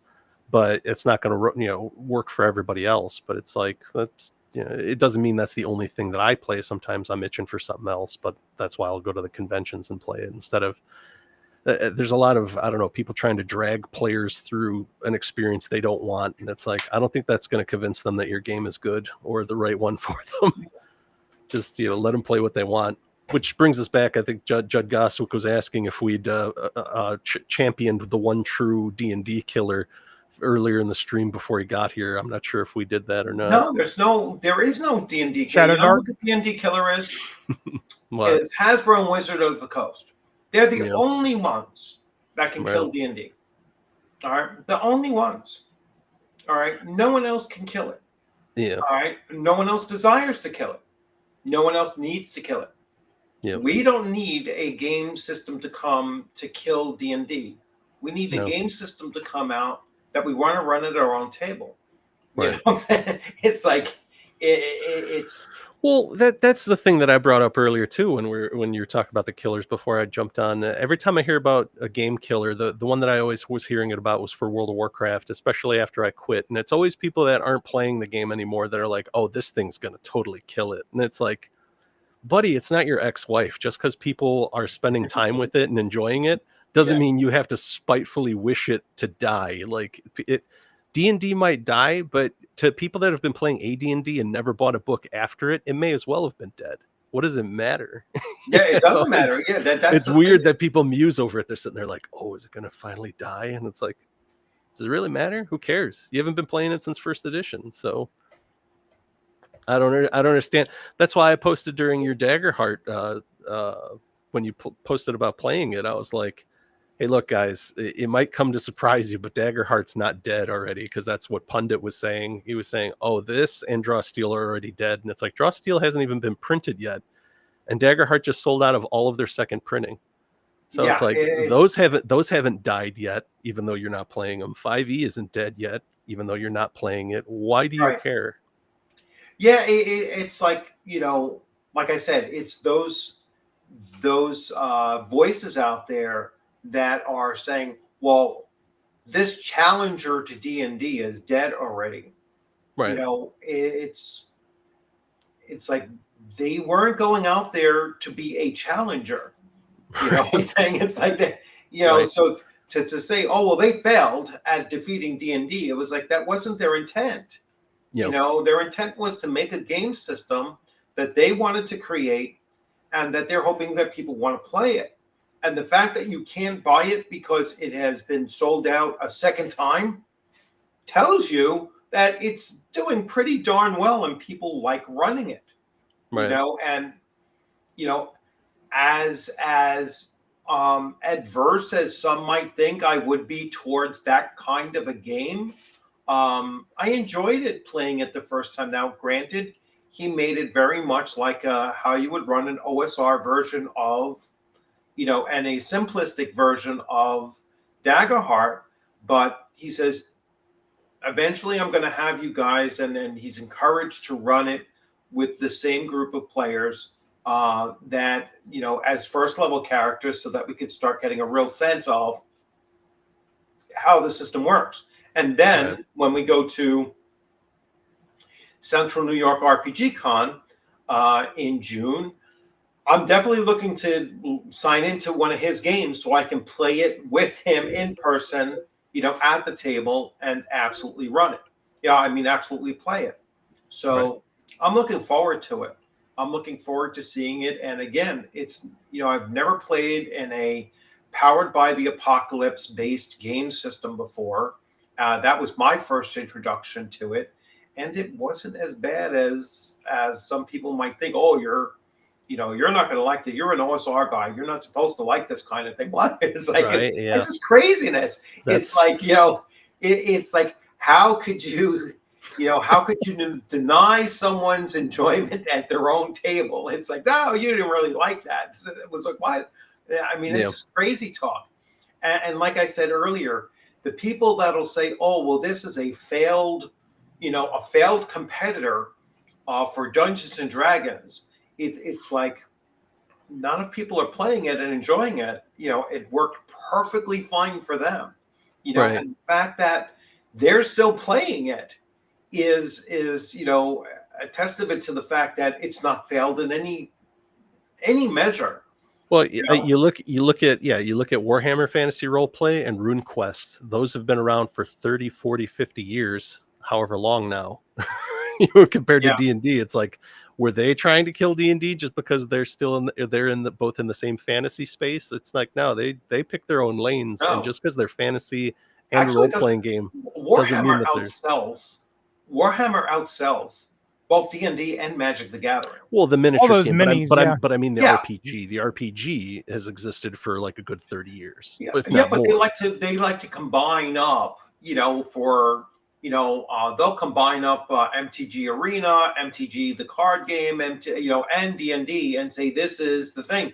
So if you're talking the miniatures, then you got to lump it all in with their whole, whole combined IP too, right? All right, If we're looking at it, I guess, as intellectual property, sure, because then it's all over the place. It's like, hey, if you're gonna compare apples to apples, don't say, well, we're only going to take this little segment and compare it to these 2 segments or 3 segments. No, compare it across the board. Then, as an IP, Warhammer crushes D&D. I would say for everybody, or at least I encourage people who are making their own TTRPGs. I keep saying simple. The more simple it is, the better, because you just need to focus on the elements of play, not all the 500 pages of rules. Don't keep it rules light. I mean, I guess one person's like, I want to build it with like 1,000 pages of rules. I'm like, okay, you can do that, but what are your like elements of play? How fast can I make a character? How quick can I roll the dice? Or when do I need to roll the dice? I think the tunic principle is pretty good too. Time until next important choice or something like that. I think is what the tunic was. So there's that too. Yeah, that's like base. No, that's good. No, that's good input, because there's like base level design stuff. I think that's why we mentioned clones earlier, where it's like, oh yeah, I'm designing a game. Oh, what is it? It's a BX clone. You're like, oh, so you took BX, you threw it in a bag with some of your stupid ideas, and you hit it with a hammer, and that's your game. Like, that's not a game. Like, you didn't think of, how do I like to play a game? How do I like to spend my time? How do I design that and make it something interesting? Instead, they were like, I liked playing BX. I'm going to shave off a serial number here and there. And this is my own thing. And you're like, I guess you did something. Call it what it is. It's a homebrew. Right. This is my BX homebrew. Okay. Yeah. I get it. How much of my system is BX again? I think it was like 15%, 20. I mean, I genetically grafted in like some of 1E, some of Shadow Dark, some of Knave, and just it's a Frankenstein's monster right now of different systems. And that's fine. I mean, if people are going to buy that packaging of various ideas coming together, which at this point it's there's maybe 1%. Oh, this has never been done before. You know what I'm saying? It's like ideas have been used over and over again so many different times that people just like forget that, hey, this originated here, you know. And it's really hard to like, sometimes there are obscure sources like Rolling with Advantage. It was a Monty Cook game back in the, you know, is it Into the Odd or something like that, was the first true, you know, Rolling with Advantage. You know, then there was no, the whole idea of inspiration or hero points or that kind of thing came from James Bond 007 James Bond. Victory Games. Yeah. That was the first game system that introduced that. All right. And so 40 years later, people are going to forget that that's where it came from. They'll be, oh, well, this game system has, you know, has this, and oh, it started here. It's like, no, it didn't. It's like, I was there when it happened, you know, like Elrond saying, I was there 3,000 years ago. You know, Right. I was there. I'm when mainly it just happened, wondering, you know? where did opportunity attacks come from, and why, what were they tied to, so I can delete them forever? You know? Yeah. It had to have existed before third edition. I know that's where it kind of was popularized, but opportunity attacks seems like it was something that came out of like Rollmaster or Harn, something that's really crunchy. Yeah. Where they're like, well, you can't just disengage without them taking an attack at you. I mean, I just don't see why not just run past the enemy, you know, like in Dark Souls. Opportunity attacks was in some video games, you know, like like if you tried to retreat and back out, they would get an opportunity attack on you, you know. So then that was probably introduced by PlayStation, you know, let alone right, you know, let alone some tabletop RPG. I don't want to give any more fodder to the side that likes to say, well, this is more like a video game. It's like, we're sitting around a table with paper and pencils rolling dice. This is nothing like a video game. I had to hear so much of that playing 4E. It's like, yes, the organization of the classes is like an MMO in that you have a striker, a tank, etc. But that's where it ends. Yeah, well, we can take some notes from video games too. If we use like landmarks and stuff too, that's proven to be really positive in like the travel elements and stuff. Like, well, oh yeah, you've got you got like the world tree over here and this giant pillar over there, and you know, you just tell roughly where you're at in the world just by looking up almost or climbing a tree. I'm sorry, go ahead. No, I was saying short rest is a video game mechanic. Oh, he definitely, yeah, that's a bad mechanic. You should make the player should have to role play taking a knee, you know, and just sitting there, and their health bar increases as they're sitting there, you know, and then they can get up after a couple minutes and go right back into the fray again. I think RPG Grandma hit it right on the head there. War games, it all comes from war games. So yeah, it goes back to chainmail, and that's it. That's the interesting thing, delving into the actual history of this, because I was like, I kind of threw my hands up and was like, I need to get to the bottom of this, because so many people are sitting there, you know, quoting things by the name of Gary and a lot of these esoteric proclamations. I'm like, so what is the history of this? And it's like, oh, so it came from them playing Napoleonics, and then they're like, well, what happens in the interim? What if we let people gain experience? And then, all right, you're the Burgomeister of, you know, the Marquis de Sade or whatever, and like you'll play this character, and then we'll do our Napoleonic miniatures battle in between. So it was like, oh, okay, so you guys did a little bit of group theater in between wargaming sessions, and that's how role-playing games actually started. Yeah. Yeah, people also forget all about Dave Artisan too, because he's the one who created it. Basically, Gygax was an add-on, but people give him the spotlight because his face was on it, I guess. Well, you know, like I've said, and you know, not everybody agrees with me. Dave Arneson was the ideas guy, and Gary Gygax was the marketer. Yeah. And without both, like, if Dave Arneson and Mike Carr was the one that brought them together. All right, so if because Mike Carr was playing in both gaming groups, yeah, and he was the one that introduced the two of them together. All right. And so if it weren't for Dave Arneson, Gary Gygax would have still been wargaming. And if it weren't for Gary Gygax, D&D would have never happened. It would have, the rules would have never came out of Dave Arneson's head and been put to paper and then packaged and sold. So you cannot have a talk about one without the other. They are, you cannot separate the two. Without them, D&D would have never happened. All right, or chainmail first, and then D&D would have never happened without. Actually, no, chainmail was separate, but D&D would not have happened without the two of them. History is complicated. Alrighty, I gotta get going now. Thanks for chatting with me and stuff. Yep, not a problem. Thanks for joining in. Maybe you should get a Discord or something. I know Joe has one. I do have a Discord. Got one. Okay. I didn't see a link anywhere. Discord is in. You can look at the links in any of my or the description of every one of my my videos, and you'll see the Discord channel there. Awesome. Yeah, I'll actually post my Discord in here as well. Let me just open it up and get an invite. So if you can hang on for another 30 seconds, I will have that. Well, I was trying to figure out how to disconnect from the thing, but okay. Yeah, just wait another 30 seconds and I will have my Discord invite thrown up there. So invite people, and I hate having to make this thing every time they make you reset this thing. This will be a 7-day. This will be good for 7 days. Gosh, find you here. So here's my Discord. Everyone, feel free to join. And so there's the Discord. So all you share, or if you link on, if you hit that and just say who you are in.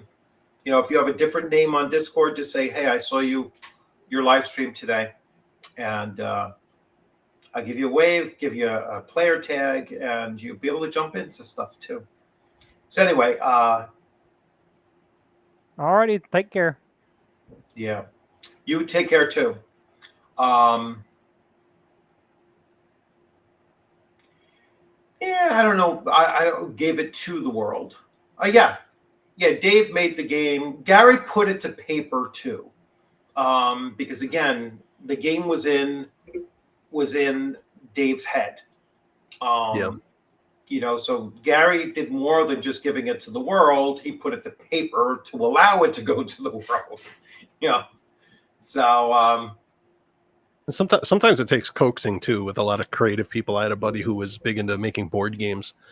And after a while, we're like, all right, we need this in the rules. Like he would give us rule sheets, but then most of it was in his head. And I was like, at one time during play, I was like, here's a notebook. Tell me how to run the game, and everybody else is going to play it, and then you just take notes. Because this is a new idea to him, and it's like, no, we're going to do a play test so you can get feedback and understand this. Because I think there's sometimes people get it kind of trapped in their head, and they're like, no, this is where it belongs. This is how I can understand it. And it's like. Mm-hmm. If you're going to have it where other people play it, we need to be able to kind of parse it so we can understand it. So you got to get the rules out on the page. And I think, that might have been what it was. Is like Gary was the translator for everything that was in Arneson's head.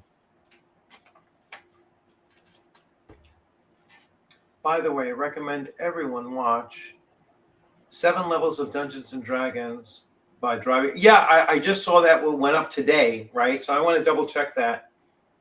Certainly take a look at that there. That should be interesting. An interesting watch. Yeah, definitely check out Driving and Dragons. Like I said, he has that series of videos of, intelligence as a dumb stat, getting more into the YouTube personalities and more so than I do, to a certain extent, but yeah, he has some cool stuff over there. So let's see.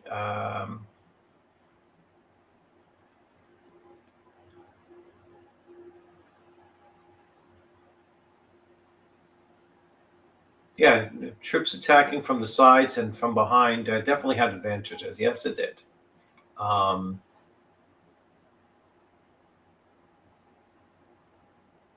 Speaking about personalities, I think, I was mentioning on, I think the Basic Expert had a show earlier, and he was going over Ben Milton's video, Questing Beast. And Ben Milton just, as an aside, was like, "Oh, and thank you for my 30,000 new subscribers." And it's just like, how is that even possible? Yeah. Oh, yeah.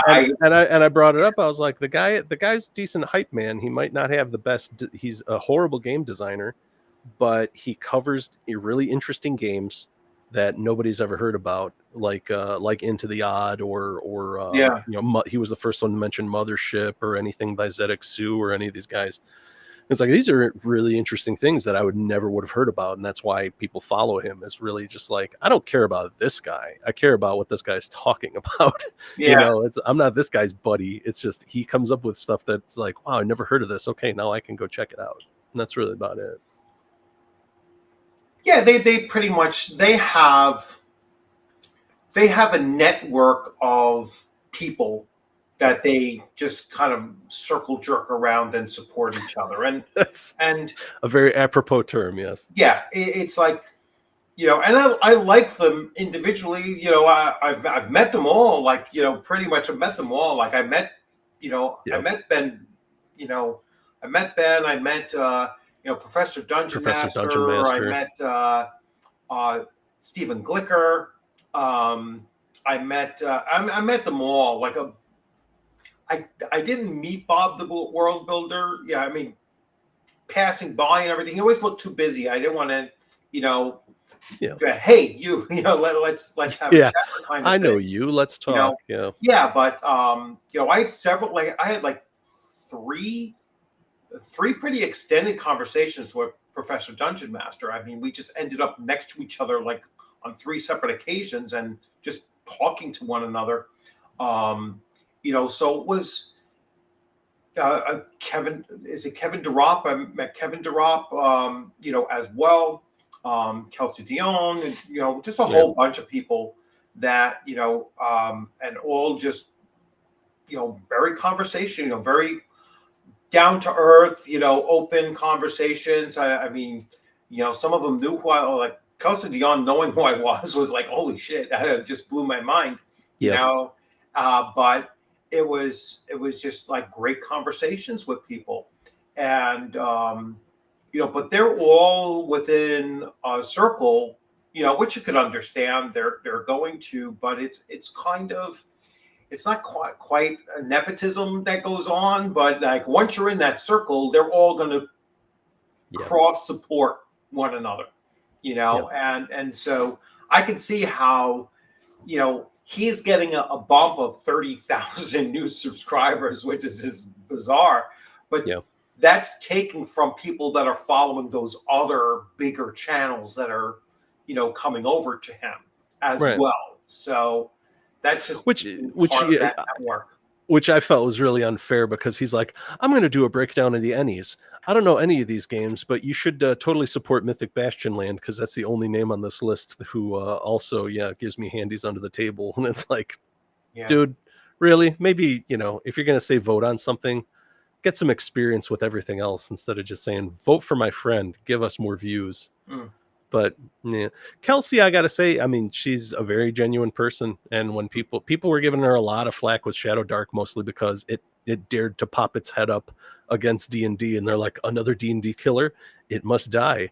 Oh, it's written by some girl, she's the worst. People are just worshiping her because she's a girl. And it's like, no, she's been running games open table at Gary Con for like the past 5 years or 6 years. You guys have no clue what you're talking about.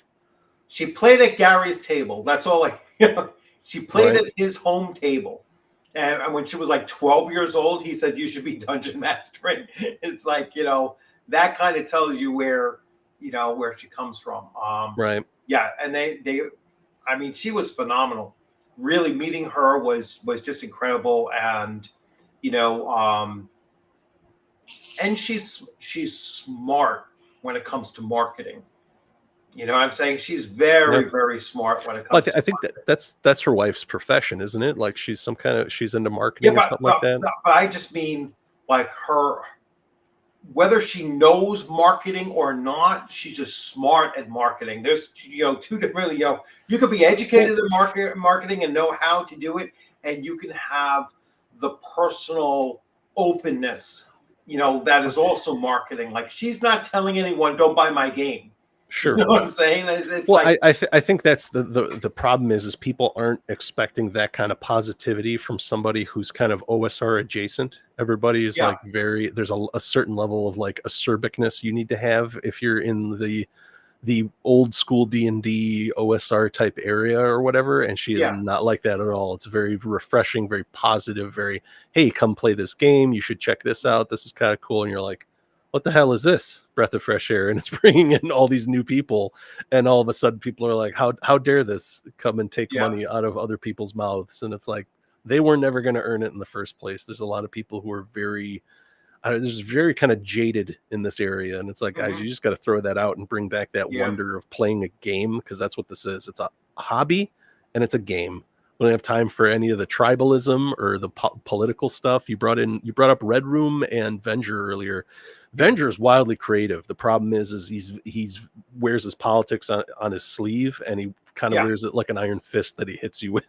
And it's like, a lot of people are like, dude, I don't care, I just want to read about books. But when you talk to him outside of that, I mean, he is just such a great guy, great, father, husband, guy, 5 or 6 kids, and just such a family man.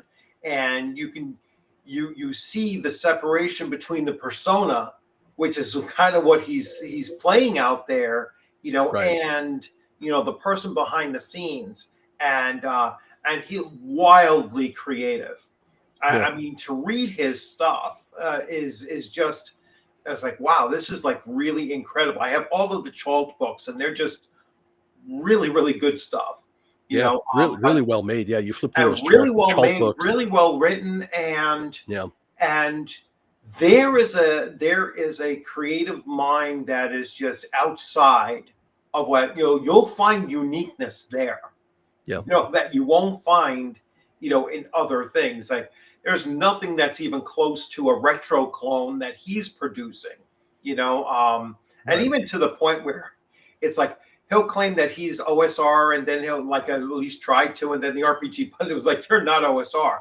And then I'm looking, I was like, no, you're not. You only have like 3 stats, that you're using, right? It's like, no, you're not OSR, man. But it's like, so he calls it like 05R or something like that. It's like old 5th edition, and then role playing or something. And I was like, no, that doesn't even make sense either. But that's just the way it's like, just stick with, Gonzo Eldritch horror sci-fi mishmash kind of thing, and you're good to go. It's like he really like, I mean, RPGs, that's for sure. He really he had kind of his own corner and niche with the whole Gonzo thing, to the point where like Monty Cook was like, let's do a Gonzo book, and that's all. They did the same thing, but it sucks because it's Monty Cook. But what was this? His persona. She possesses discipline and little ego. Absolutely. I love Venger. He really is a solid guy, but then he has the persona. I mean, he's a bit of a shit stirrer. Absolutely. Especially with or against cultural Marxists. I mean, he can't stand them, and he'll go against them every time. And to a certain extent, much to his at least temporary demise on Drive-Thru RPG.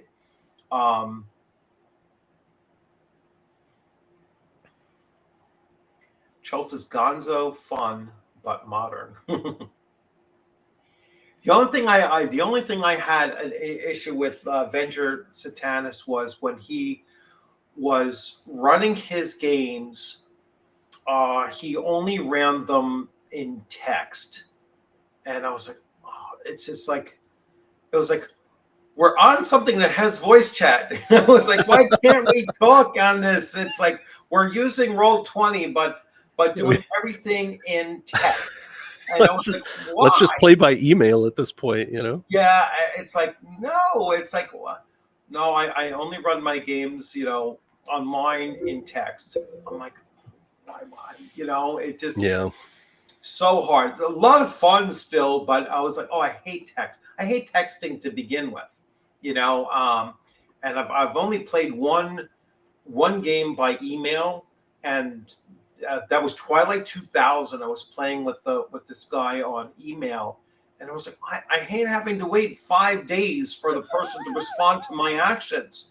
And if he doesn't get back in 7 days, then I can't even start to decide what I'm going to do next because he's waiting until the last freaking minute to put out. I was like, I just can't do it. I cannot do it.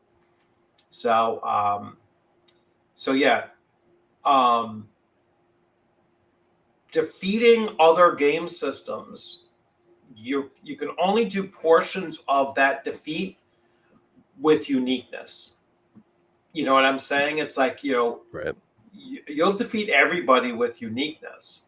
All right. And that defeat is just like, yeah, I made something that no one else has done before, and once you've done that, there's, they'll always follow you after that. Right. So like you said, Monty Cook's like, hey, let's do some gonzo stuff.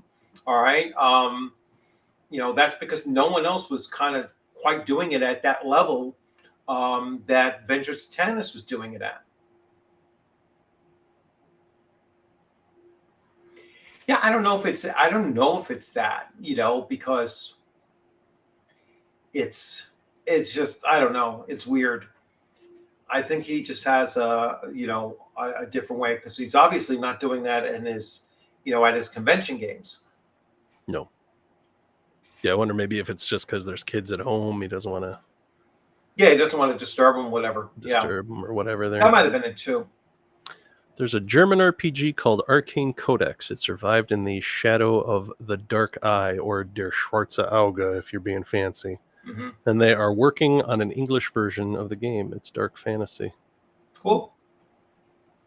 That's one thing that I liked about Lands of Eam. It was like, it's fantasy meets the Muppets. And I was like, I kind of like that. There's so many of these that are like, no, man, this is like D&D, but Swedish death metal. And I'm like, yeah, that's like the last 5. That's any of the things that say Mork or Borg in them. Like, that's the style that they're going for. And I'm like, I get it, dude. It's a marketing gimmick.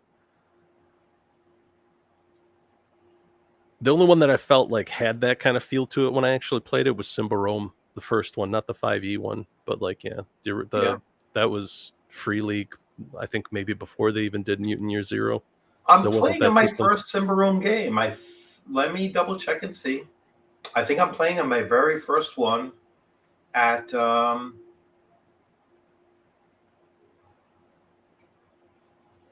ShireCon. Let me double check and see my schedule. So I am playing in. Oh no, it's Neon Lords. So I'm playing in Neon Lords of the Toxic Wasteland, first game.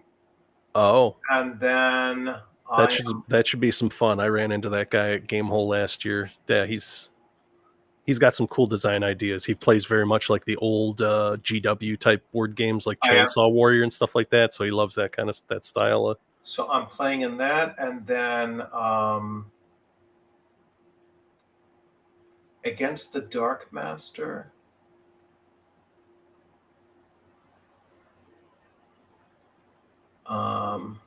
No, this is Against the Dark Master. That's pretty much MERPs with a serial number filed off, right? Oh yeah, I think so. That's what I thought it was supposed to be.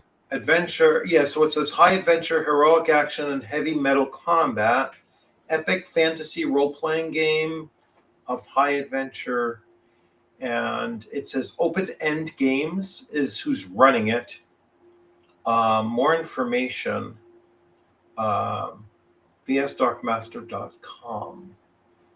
Let me see. Let me go to this and see what it is.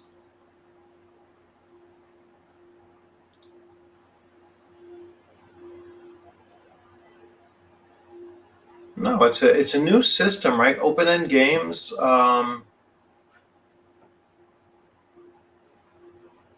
Massimiliano Ariak. Are you talking about Against the Dark Master? Yes. Okay. No, I could have sworn it was supposed to be a clone of MERP, since MERP's long gone. It could be. I have a website. I'm looking at it for the first time. flexible magic system, a magic system based on magic points and spell lores, open to all characters for maximum flexibility. Yeah, because that's one, unfortunately, I didn't get to play, but from what I heard, they were on point as far as doing like the Middle Earth RPG back in the day. I'll put this in there. I'll put this in the chat. So anyone can check that out there if you want to take a look at it.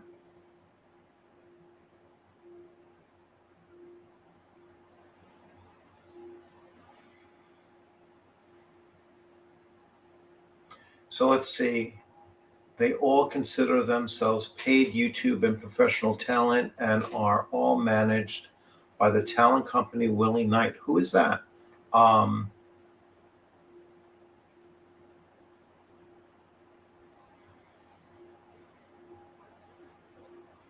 So let me get caught up with some of these things here. Oh yeah, he listed out a whole pile of names. I recognized maybe one or two of them. And he said they're managed by a management company: Ginny D, Pointy Hat, D&D Shorts, Dungeon Dudes, Legends of Aventus, Dungeon Dad, D4 D&D, Runesmith. You might be a D&D Wizards and Warrior. Dice Screen Sandwich. These might be D&D channels, in which case I don't follow like any of them. Yeah. You know. So let's see. You know what all of these people have in common that most don't know? And that is that they all consider themselves paid YouTube and professional talent and are all managed by the talent company Wiley Knight, whom I didn't know. I didn't know that. I guess, is that Wiley Knight? I never heard of that before.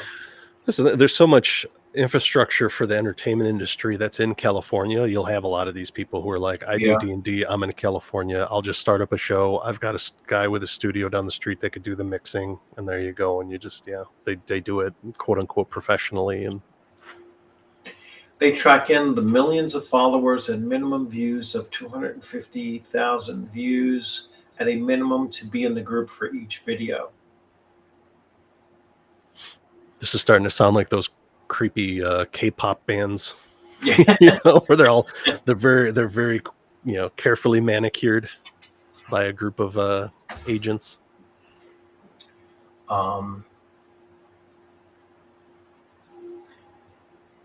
Top creatives in the TTRPG space across all digital realms. Really? If they say it, it must be true. Yeah, I've never heard of it before. Yeah, I've never heard of it before. I'm a dude in my living room talking to another dude. It's like, it's like, I am in the expanded space above the garage, attached to our main bedroom, Right. and this is it. It's just me. So it's I'm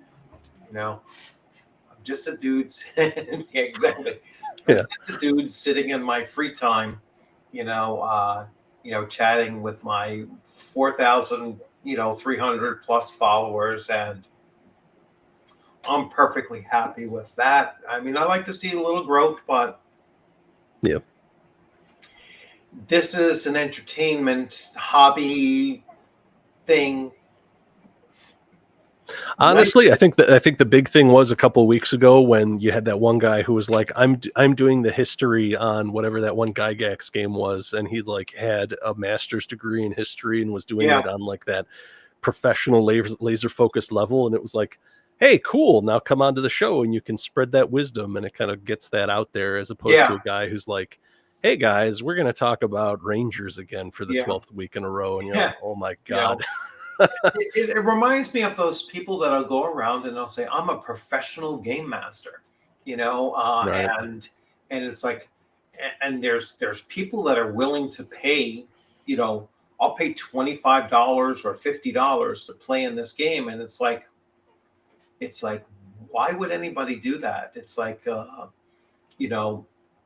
mean, I get why, if you want to throw me, money to run something that I'm normally doing for free, I guess so. But, it's, I don't know. It's kind of weird. It's kind of weird to me. It's like Yeah. I just love running games. It's like I'm not gonna It's a bizarre little cottage industry. I could see where it's coming from though. There are some people who are just like, they can't find a group. They're like, hey, I'll pay a guy, see how it works out, or I'm sick and tired of our group GM because he's missing 2 out of 3 weeks or whatever like that. We don't have anybody here willing to run anything. Let's get a guy who is going to sit down and budget time to actually run a game for us, and we'll pay him the price of like beer and pizza. It's not, it isn't anything.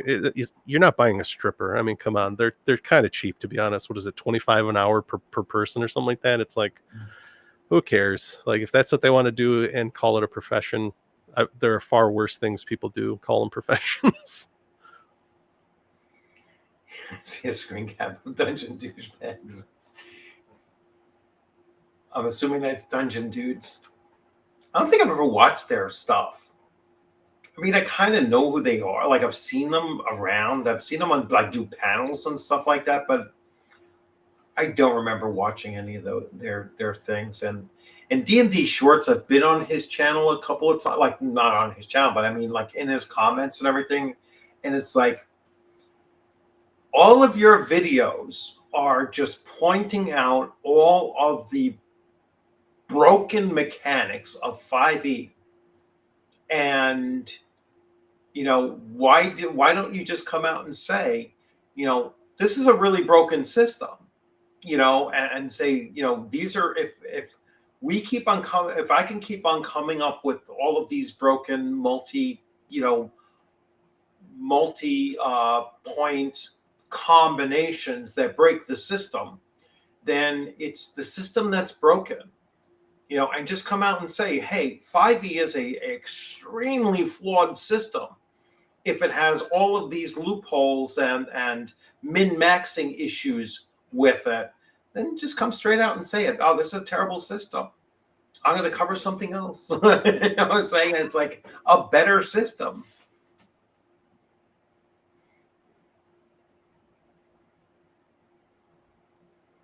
I'm a small Dragonlance channel doing OGL content like a Kender. I just showed up and was never invited. I haven't been back to Twitter since Elon went nuts. All my TTRPG friends were on there. Well, they're probably still on there unless they ran off to Blue Sky, which is collapsing anyway. So go back on there. Yeah, utilize the mute and block functions, and you'll be fine. That's what I found on Twitter. Is like you'll get like the weird lateral, like, here's some weird political stuff, and just like block everything involved with this. And I'm back here watching my comic books and role-playing games. Yeah, I don't care about any of that stuff. It like obliterate it, get rid of it.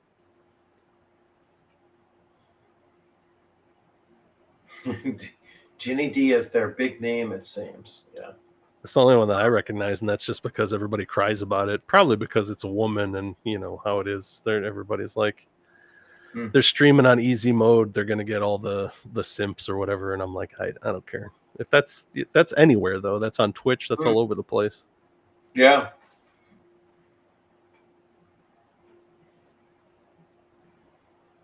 I love Dragonlance, by the way.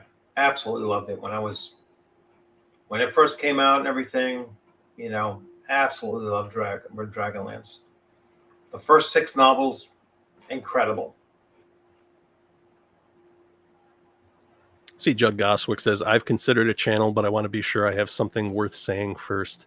I've seen people start channels with far less, and they haven't been bad. Like, they start off a little bit rough, and then they get better, and then they're some of the better ones that you want to jump on. So don't let something as small as that hold you back. Like, Yeah, you don't have to, it doesn't have to be profound.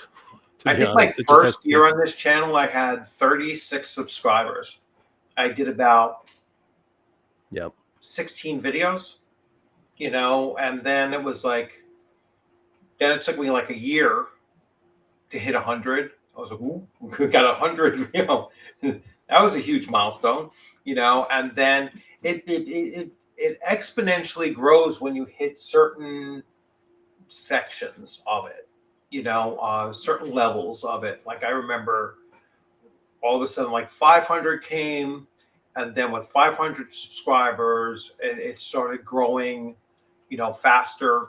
At that point, I was like, wow, it's starting to spread and everything. There's different milestones and everything. I'm sure that once it hits 5,000, it will then go into a new thing.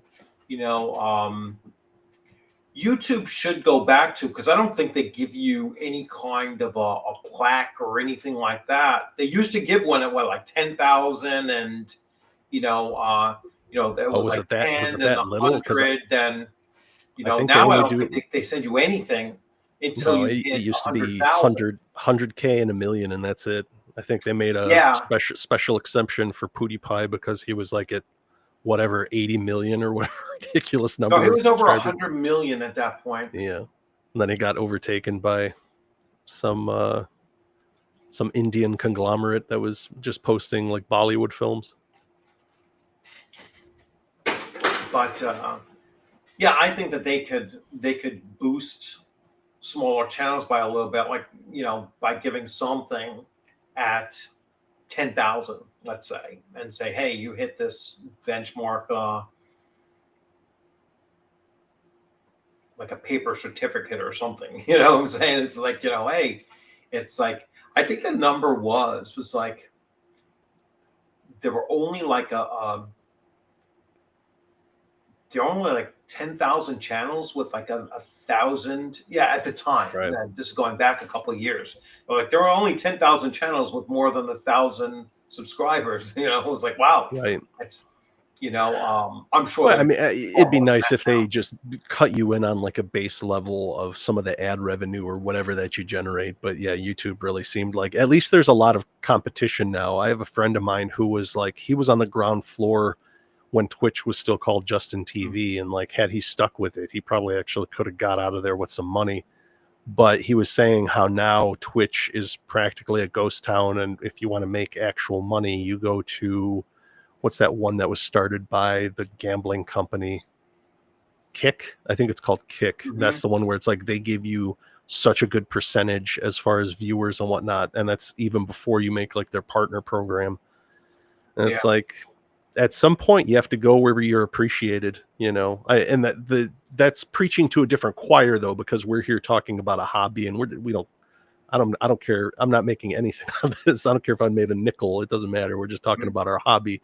But like if for these people that are looking at this like a job, like we're talking about Ginny D and all these other people who do this to put food on the table, then it's like, yeah, you have to find a business partner that's going to provide you the proper worth. And I don't really think YouTube's the place for that anymore, unless you're one of these people that's just stratospheric, Yeah, let's see.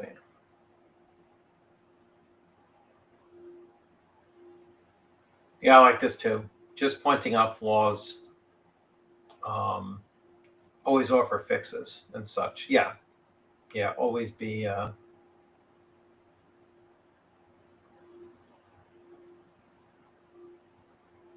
Well, Angel Monk had a good point. He said, I just think we should be here. Oh, it shifted. To give back to the great hobby that did so much for all of us and help ensure we have future generations to carry the torch. And I think that's why it's important, especially in, like I've said, in the OSR side of things, where we could be very jaded and acerbic, that we have to have that positivity and show people like, no, guys, just because, we're full of a lot of piss and vinegar, we do appreciate and enjoy the hobbies. That's why we're spending our time on Sunday to talk about them. It isn't all just, knives out going after people.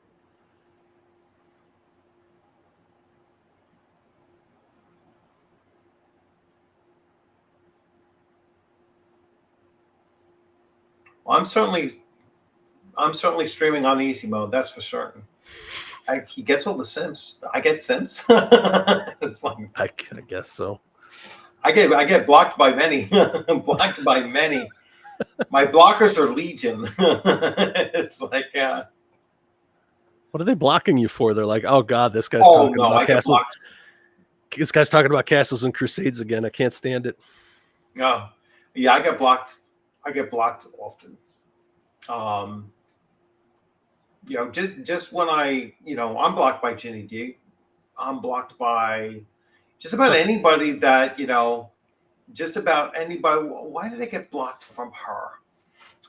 I want to say that most people in the hobby will block me because I basically say, I'll go on the safety tools thing, and I was like, we didn't need safety tools, in old school. It's like you just don't be a jerk and you'll be fine. If you come to my table and you're looking to play the game, then we'll be fine. If you come to my table looking to push any other agenda other than playing your character at the table, that's where we'll have a problem, and I was like, yeah, so I don't need safety tools. I don't need, I'm running a PG-13 game. If you're an adult, it's very rare for me to have anybody that is 13 or certainly under. I've only had a few occasions where I had somebody that was 13 years old. I actually at CNY RPG Con, my Fallout game was a young kid. I don't know, maybe he was 12, and he had a great time with his. He played the robot character, in Fallout with the buzzsaw, and he was buzzsawing shit like crazy. I was like, oh, and I was like, oh, this is like far more brutal than I thought it would be, and like looking at his age and everything, but I still didn't, because it still didn't go beyond PG-13 anyway. You know what I'm saying? It wasn't like we got into the graphics of, you cut off his right testicle, and I mean, we didn't get into anything like graphic like that. It was just like, all right, you can buzzsaw people, but there's no genital mutilation there, right? Yeah, you buzzsawed him, like, he's I mean, the original PG-13 was Molaram pulling that dude's heart out in Temple of Doom. So yeah, so I was like, so it's. So I don't need safety tools because I'm not running for little kids. Yeah, obviously, if you're running for little kids, then it's like, all right, I'm going to run something that is G, and not even approaching PG, So it's like, and she blocked me because of that. I was like, okay, whatever.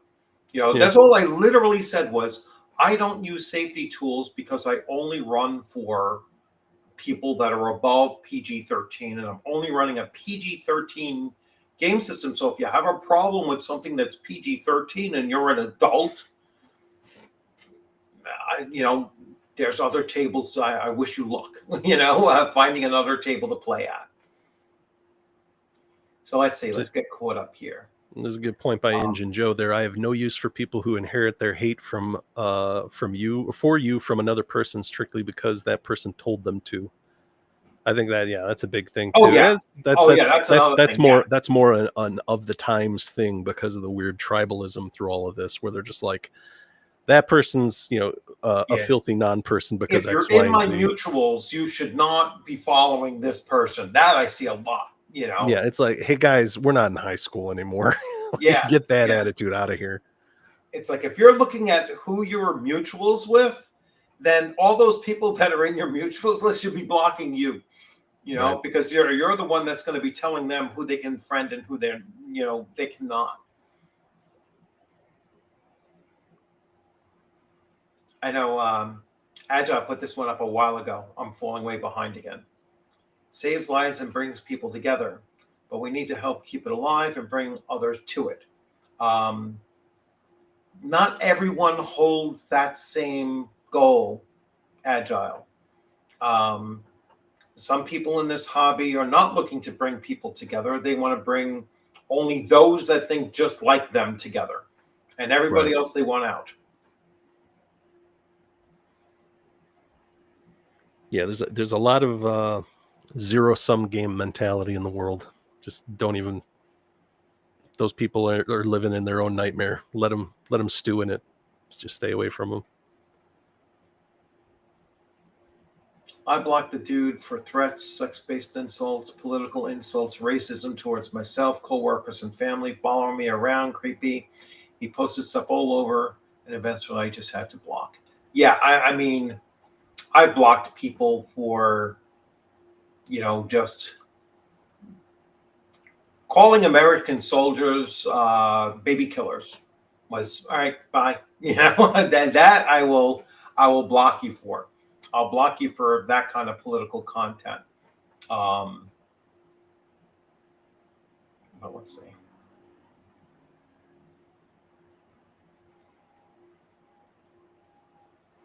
Yeah, the internet is not for the faint of heart. Basically, you have to have a thick skin. That's why my block list is very, very short. But like I said, my blockers are legion. I have so many that have me on their block list that it's like, okay, well, whatever.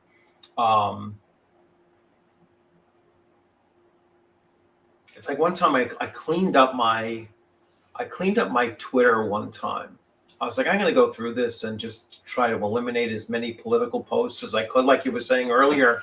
And I was like, wow, this is really cleaned up a lot. It's like I'm just not seeing that. I wasn't blocking those people. I was just like not following their content, And I was like, wow, this really cleaned up my space a lot. And I got to eventually, get around to doing that again for certain ones, I'm just not going to follow you anymore.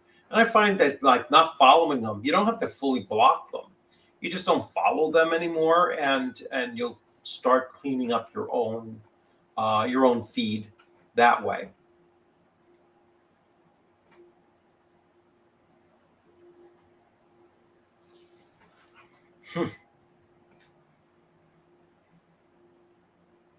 Yeah, it's I very try true. not to have too many worse moments. But if anybody focuses on that, then that's what they're going to get. Honestly, that's a big strategy I use. Yeah, if somebody's blowing up at you online, just pause and then think about what kind of situation is this person living in that they put this much energy onto a random person on the internet. It's like, buddy, go. There's a lot of time in the world. You could be spending it in better ways. Go touch the grass, right? Exactly. That's why. That's why.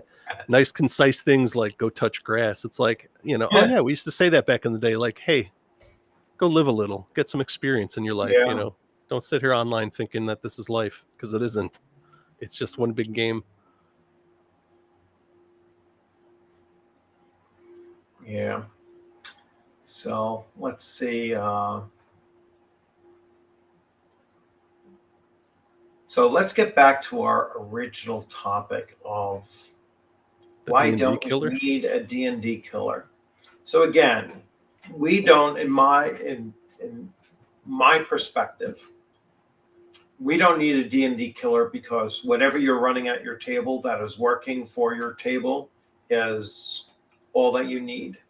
And every single game session could be a different game system. And those multiple game systems is all that you need in that moment.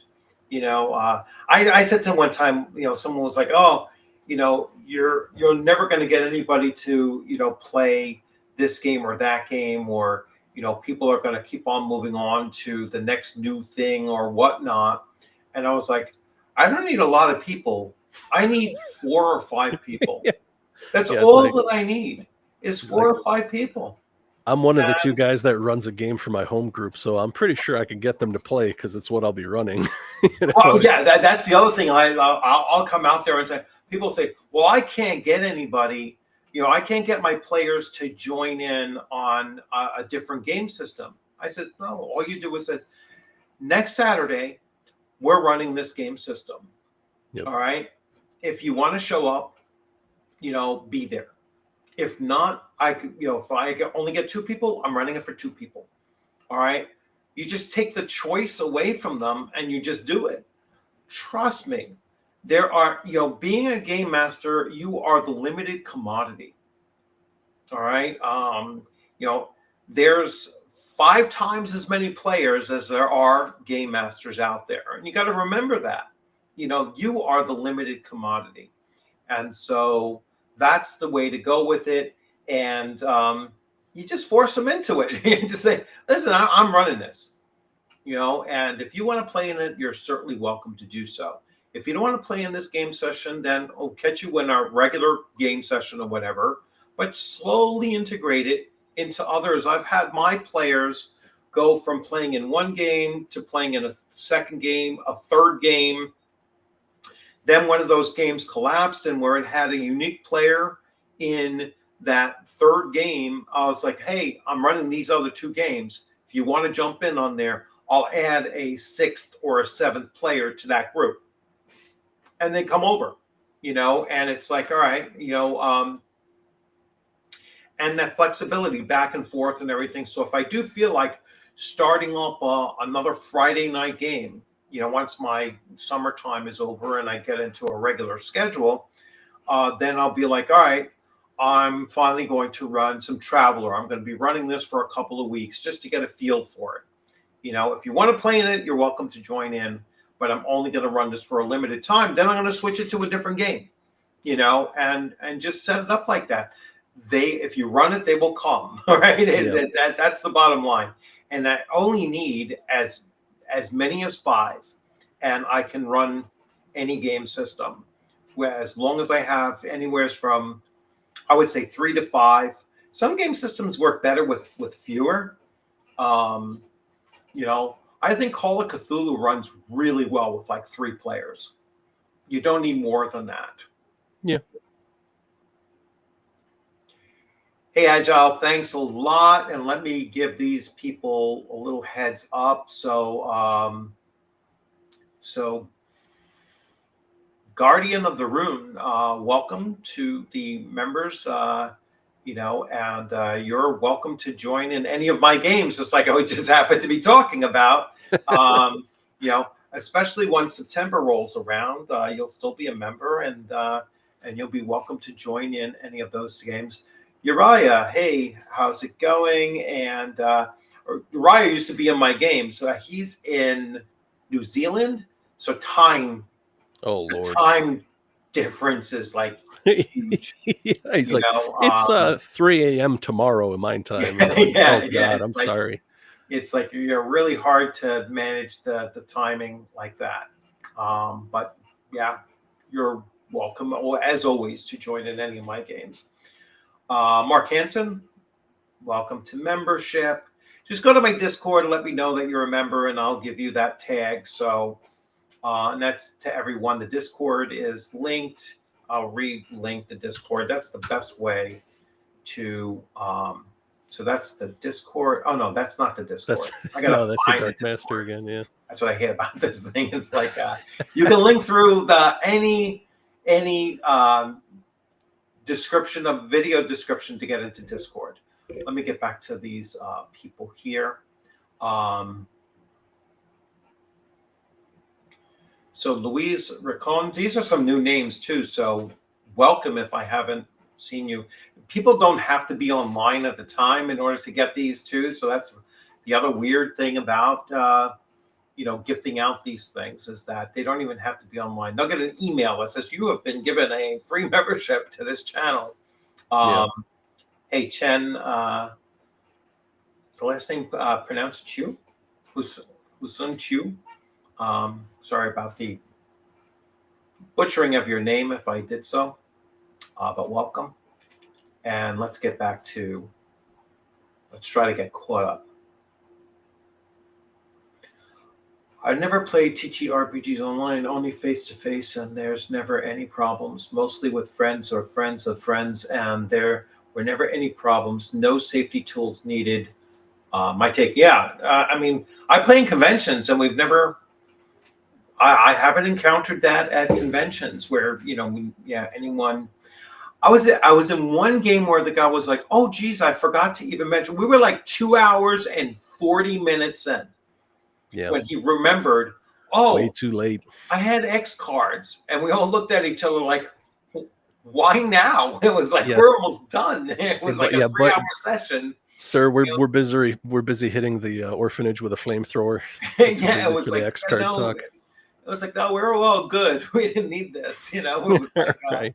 It was kind of weird because I could see that he was like, oh, geez, I forgot to mention. Now I know the convention itself didn't say, hey, you have to provide X cards. You know what I'm saying? It was just like he felt like it was almost obligatory that he should he should have offered them. We're like, no, we're all good, Yeah. Well, yeah, you get that out of kind of an abundance of caution or whatever. But I think it's a generational thing. I think it's because it could be maybe kids of the newer generations don't want to handle. They're trying to cut off any conflict at the pass. So they're like, hey, here's a list of things. Like, let's just not bring them up, so we don't have to explain to the kid who doesn't understand social cues that all him trying to skin everyone alive is really weird. So let's see. Enjoyed a good show. I regret that I'm not on enough to take full advantage. But it never stopped me from playing. Well, I wish you all the best of luck and recovery or whatever. Hopefully you get better. And you're always welcome to come on. Yeah.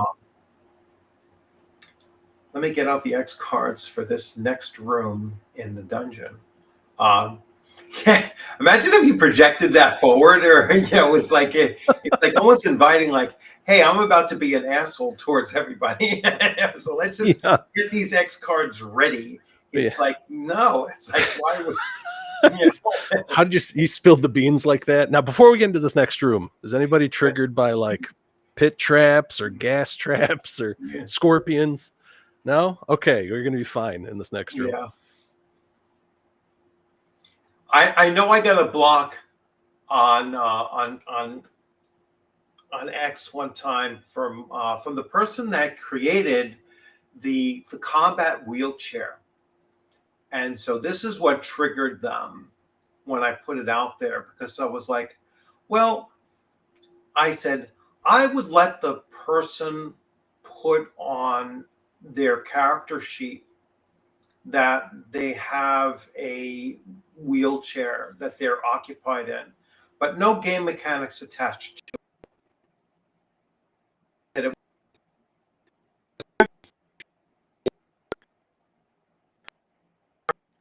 Representative of being in a wheelchair, negative game mechanics attached to it. I says, well, then fine.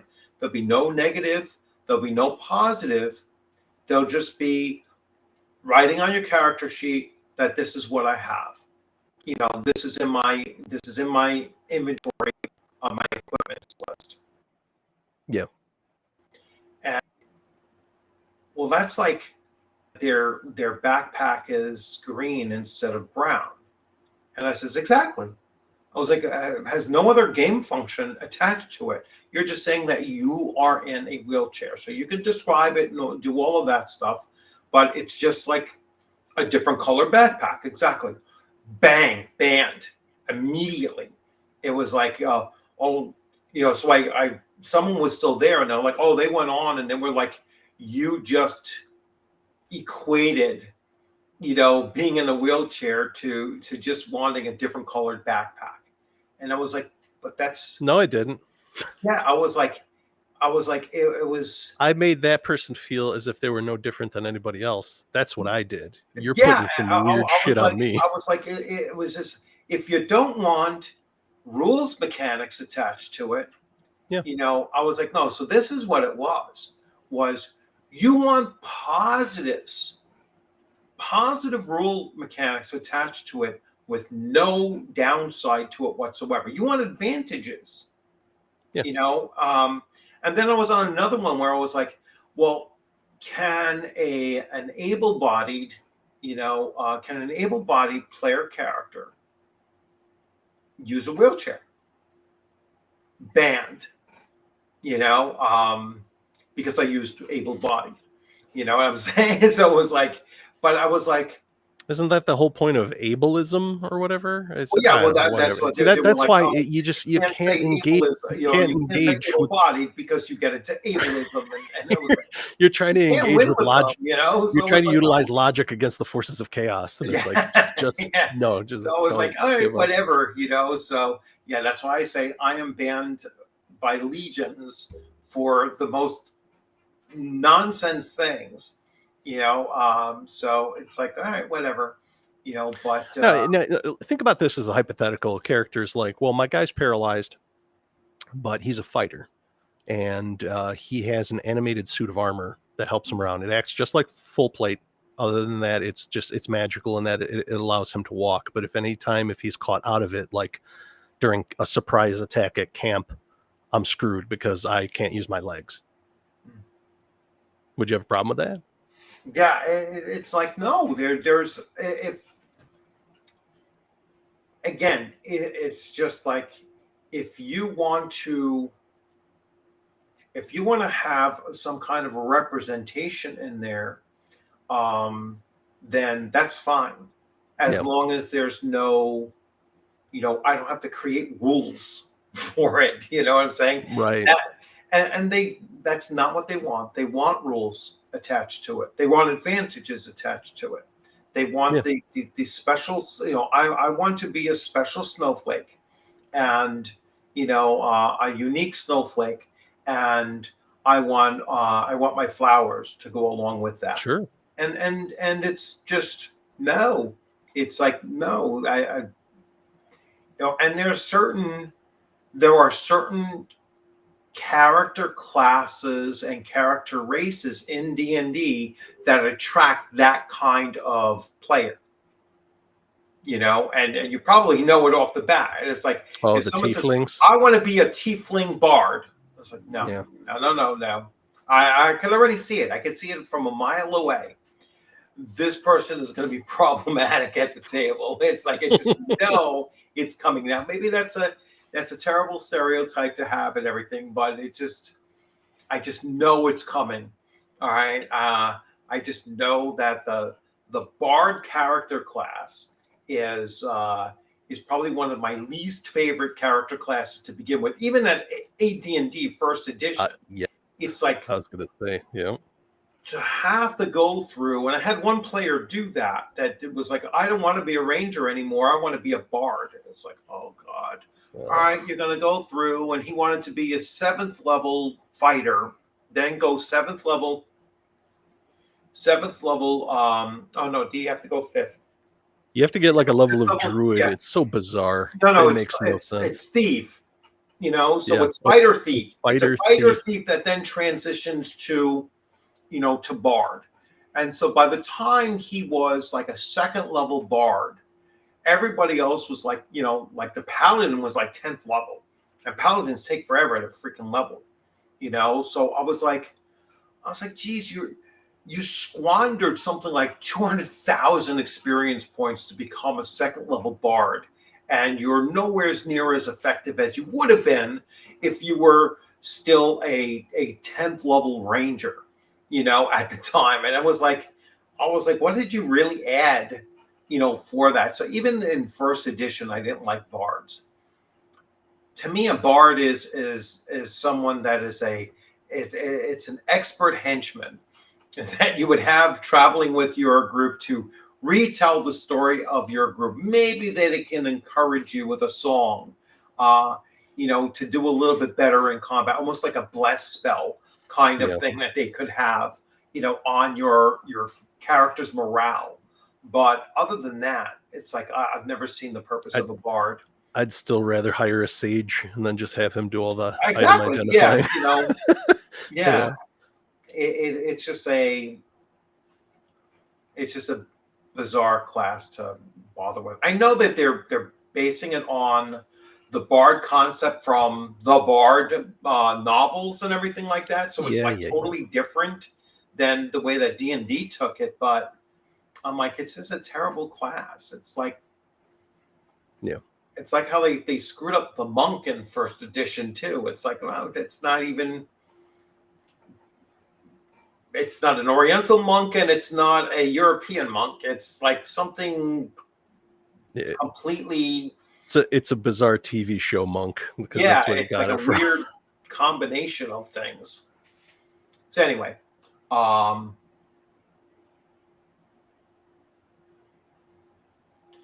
the Pickled Dragon did. He has a great channel too. I like his channel as well. There's so many channels out there that they're decent size, they're smaller, whatever, but they just have a great take on things. And that channel's an awesome channel. The Pickled Dragon. I haven't seen his thing specifically, but yeah, I'll definitely check that out. And yes, they are good people there. Dracoya, and I forget what his first name is. Let's see. The simple excuse for no tieflings in Dragonlance. I heard recently, right? Didn't they put a tiefling in Dragonlance? Or they're planning on it? I don't know. I'm sure they're trying to ruin Dragonlance somehow. Yeah. Oh yeah, they despise Dragonlance. They despise Hickman and Hickman and Weiss. Weiss, yeah. Yeah, they despise them. I think they hate them more than they hated Gary Gygax. Yeah.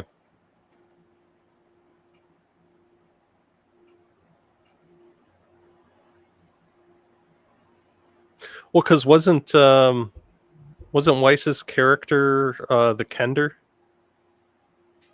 in Dragonlance? Because it was based off their game, their D&D game, right?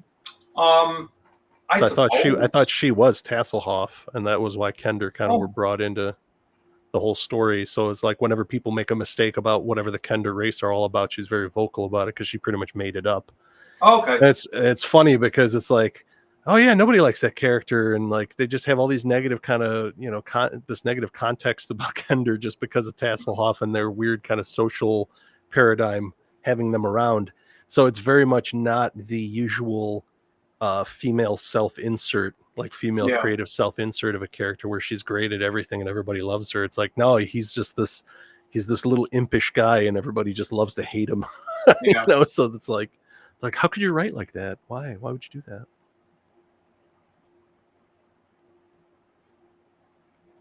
Oh, Raceland was her character. Oh, okay.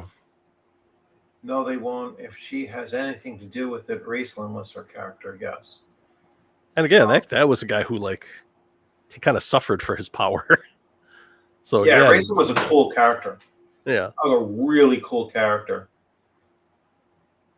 Never quite knew where his alignment stood. He was definitely evil, but it was like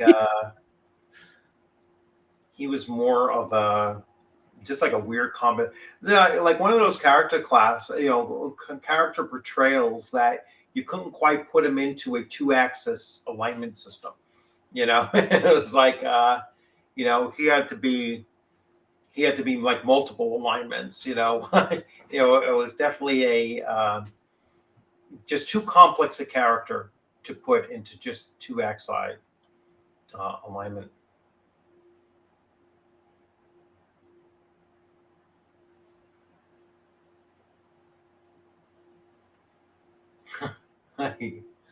Okay. I have autograph books too. Like, let me get it. So, they still do like lines at Gen Con for those when they release them. Yeah, they're still really popular. Let me get rid of this here. So here is so I brought this to Gen Con 18 with me. All right, and let's go through it. So here I have Margaret Weiss and Tracy Hickman right there. Then I go to Jeffrey Butler's favorite dragon in the book.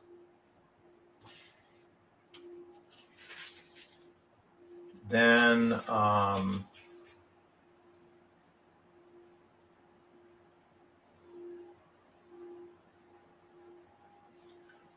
get another signature someplace in here, buried in the book. But let's see.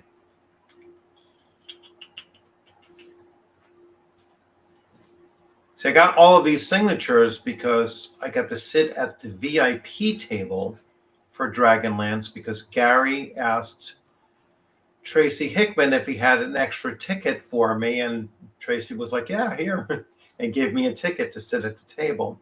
Nice. And that's because I kept Gary's daughter company when he went up on stage to go talk on stage. I didn't even know it was him until he walked on stage. I was like, holy shit, that was Gary Gygax. And his daughter was Heidi at the time. So she's the one sitting there. It's funny how unassuming some of those guys were, because I remember I was outside the I forget what it was called. It's like the annex or whatever of Gary Con. I was waiting to head back to my room.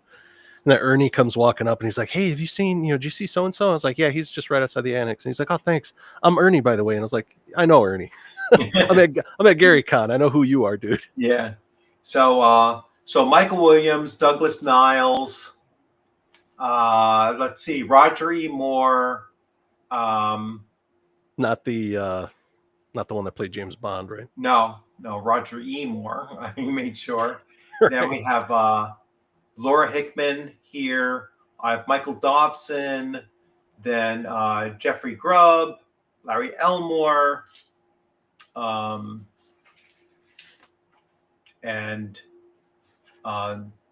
Zeb. He crossed his name out and put where is he? Oh no, not Zeb Cook, not in this one here. No, it was because originally they put here Michael Grubb and he changed it to Jeff. So Jeff was the one that scribbled out the original name in there. I don't know if that was a misprint or whatever, but yeah, I mean, so I got all of those signatures, at the time, and it was cool. I have another one where Keith Parkinson signed one of my. I think that's in one of my other books too. So, quite a lot of writing. Oh, who's home? Oh, my daughter's home. Good. So let's see. Let me get caught up with the comments here. So.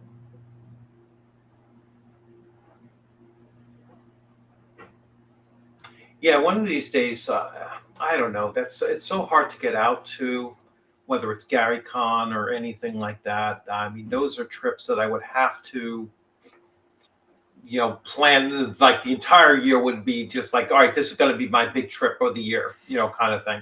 It's going to be like a 5-day trip for me if I go out there, because I would need one whole day just to get there, one whole day to get home, and 3 days while I'm there, and that's just it's just a 5-day trip. It's just so, just so not cost effective. Yeah, I hear you, man. I have to stick to the Midwest cons, because otherwise, like we were promised back in 2008. I don't want to sit here and do the whole thanks Obama thing, but one thing I was excited for was he was like, we're going to expand and have this train network that you could ride commuter trains. It'll go from here to here. I was like, awesome. I could go up to Milwaukee, or I could go up to St. Paul. I could hit all these different conventions and other stuff. Whenever a politician promises to expand our train network, it just never happens. And I'm like, I don't want to fly on planes, man. They look more dangerous and just more expensive as the years go. And I'm like, nah. Well, yeah, it's not even like, I've said this on my channel a number of times now, why I don't go to, trips that require flight is it's not so much the expense of the flight itself, because, I mean, as expensive as they are, it's the airports, getting to the airport, getting picked up from the airport. It's like the hassle that my family would have to go through, or having to get a driving service to get there, and then it's like, or if I parked my car there and left it there for the 5 days, it's like, it's just another multi-$100 expense to an already very expensive trip to begin with, requiring 5 days worth of hotel stay. So that alone is like $750, and you haven't even walked into the door of the convention yet, which might be like $150 for the weekend tickets or whatever it's going to be, or even more, right? Like some of them are even more than that. And then it's like you haven't bought a single bag of potato chips, a single bottle of water, and let alone anything you're going to buy and the vending, at the place as well. It's like okay, a trip to Gary Con will cost me about $1,200 when all is said and Right. done. Good God. Yeah. When I can go to 3 local conventions, maybe 4, for that same price, Yeah. and have just as good a gaming experience, as I would if I had gone to the 3 days of Gary Con. Yeah. You know what I'm saying? It's like, the big one too is splitting the hotel. Like if you can get at least one other person, that's the only yeah, reason I'm still able to go to Gen Con is because my brother finally hopped on because his kids are now going to college, so he's kind of getting back in the game. right. And we're able to split, hotel room. But like the closer ones, like Gary Con and Gamehole, I've got another friend. So if you could split them 3-4 ways or whatever, you can get a decent room somewhere and not Yeah. have to worry about, sleeping in some rat's nest.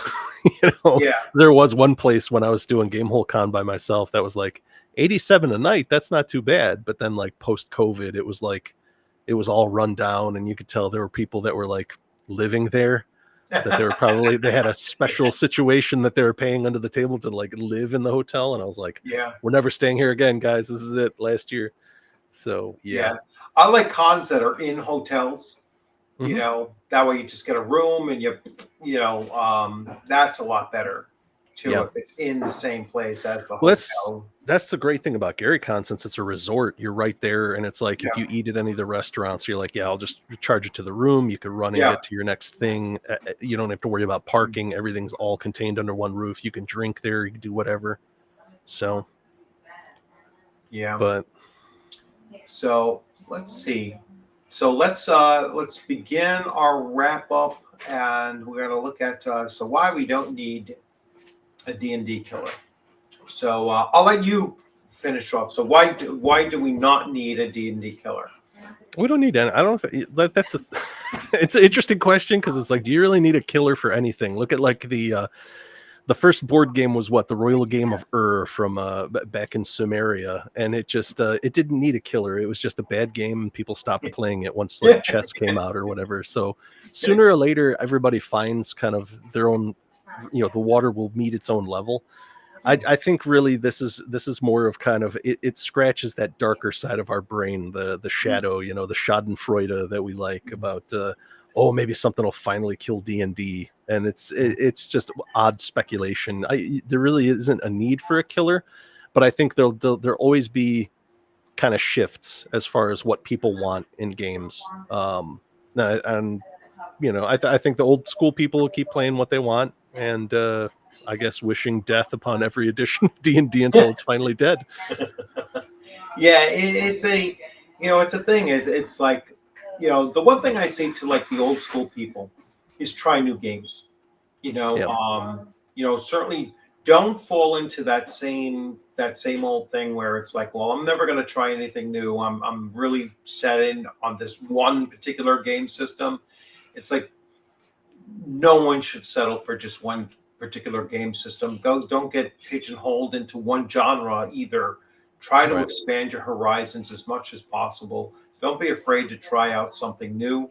Go to conventions, expand your horizons in the way that you are either playing in games or you're running games, and get the different experiences. Play online. I know a lot of people are like, I want to play in person. I don't want to play online. It's like, well, if you're playing online, I've played with people from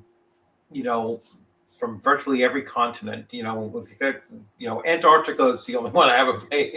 But no one from Antarctica has joined my game. Nobody in any of those scientific bases run by the government is playing D&D with you. But literally, I mean, from North Africa to I had one player from Morocco. I've had obviously European, Asian players. A lot of times military this morning stationed around the world. Just this morning we were doing a play test. The group that was making the game, they were all in Greece, and we had a player in New York, we had a player in Florida, I'm in Chicago, so it was like we're all over the place. We had a guy playing from the Netherlands. It's like you can only get that from online playing. So these people are I'll never play online. I like to face and everything like that. It's like, then We all do. you're Sure. closing the door Yeah. to all of these other possibilities, and having, just people with different takes Yeah. on, on gaming, that you're closing that door. It doesn't make sense to me to do that. And then, when you do have the opportunity to play in person, then certainly seize that as well. And playing in person is, yeah, at your house, sure, that's great. At a local gaming store, or in a library setting, that was like going back to my earliest days of playing. We used to go to the library like at least like once a week or every 2 weeks or whatever. And that's where like 20 of us would get together and be running on different tables and everything.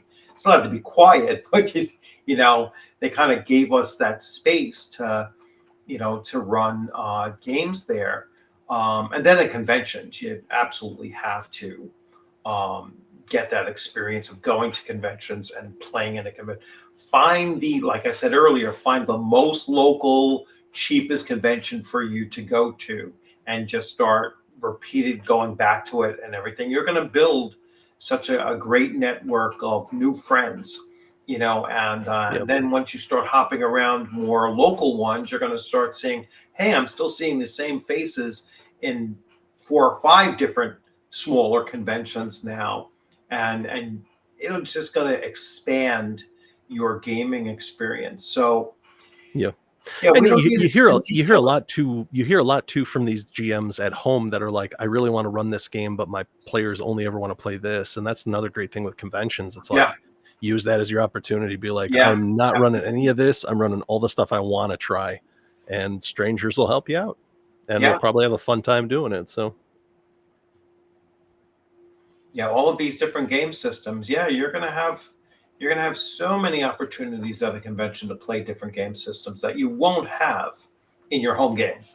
You yeah, know, um, and that's the other thing that the online gaming will help you do as well. You'll be able to expand your possibilities of running different games by going online, because that's where you're going to attract players to. So let's see. If I hadn't agreed to online a bunch of new game systems, I would not have tried, simply because it becomes cost prohibitive to buy them all. Yeah, yeah, right, that's the yeah, other thing as well. Yeah.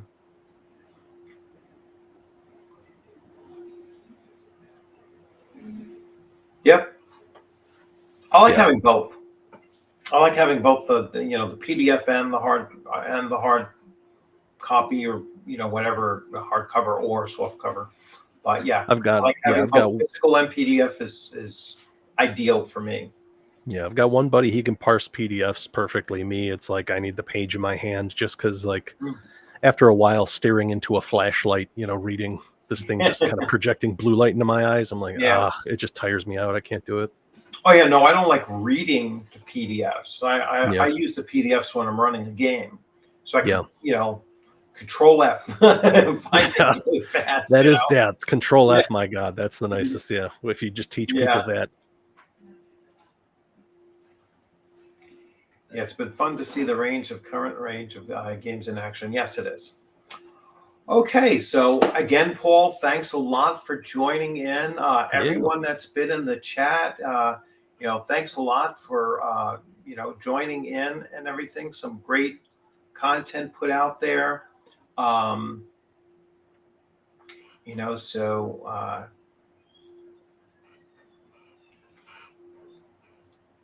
yep. Well, you can buy directly from them, and I don't know what shipping is like to Europe, but they have everything in PDF, so you can get a lot of stuff in PDF. That will allow you to run the game system there as well. Um,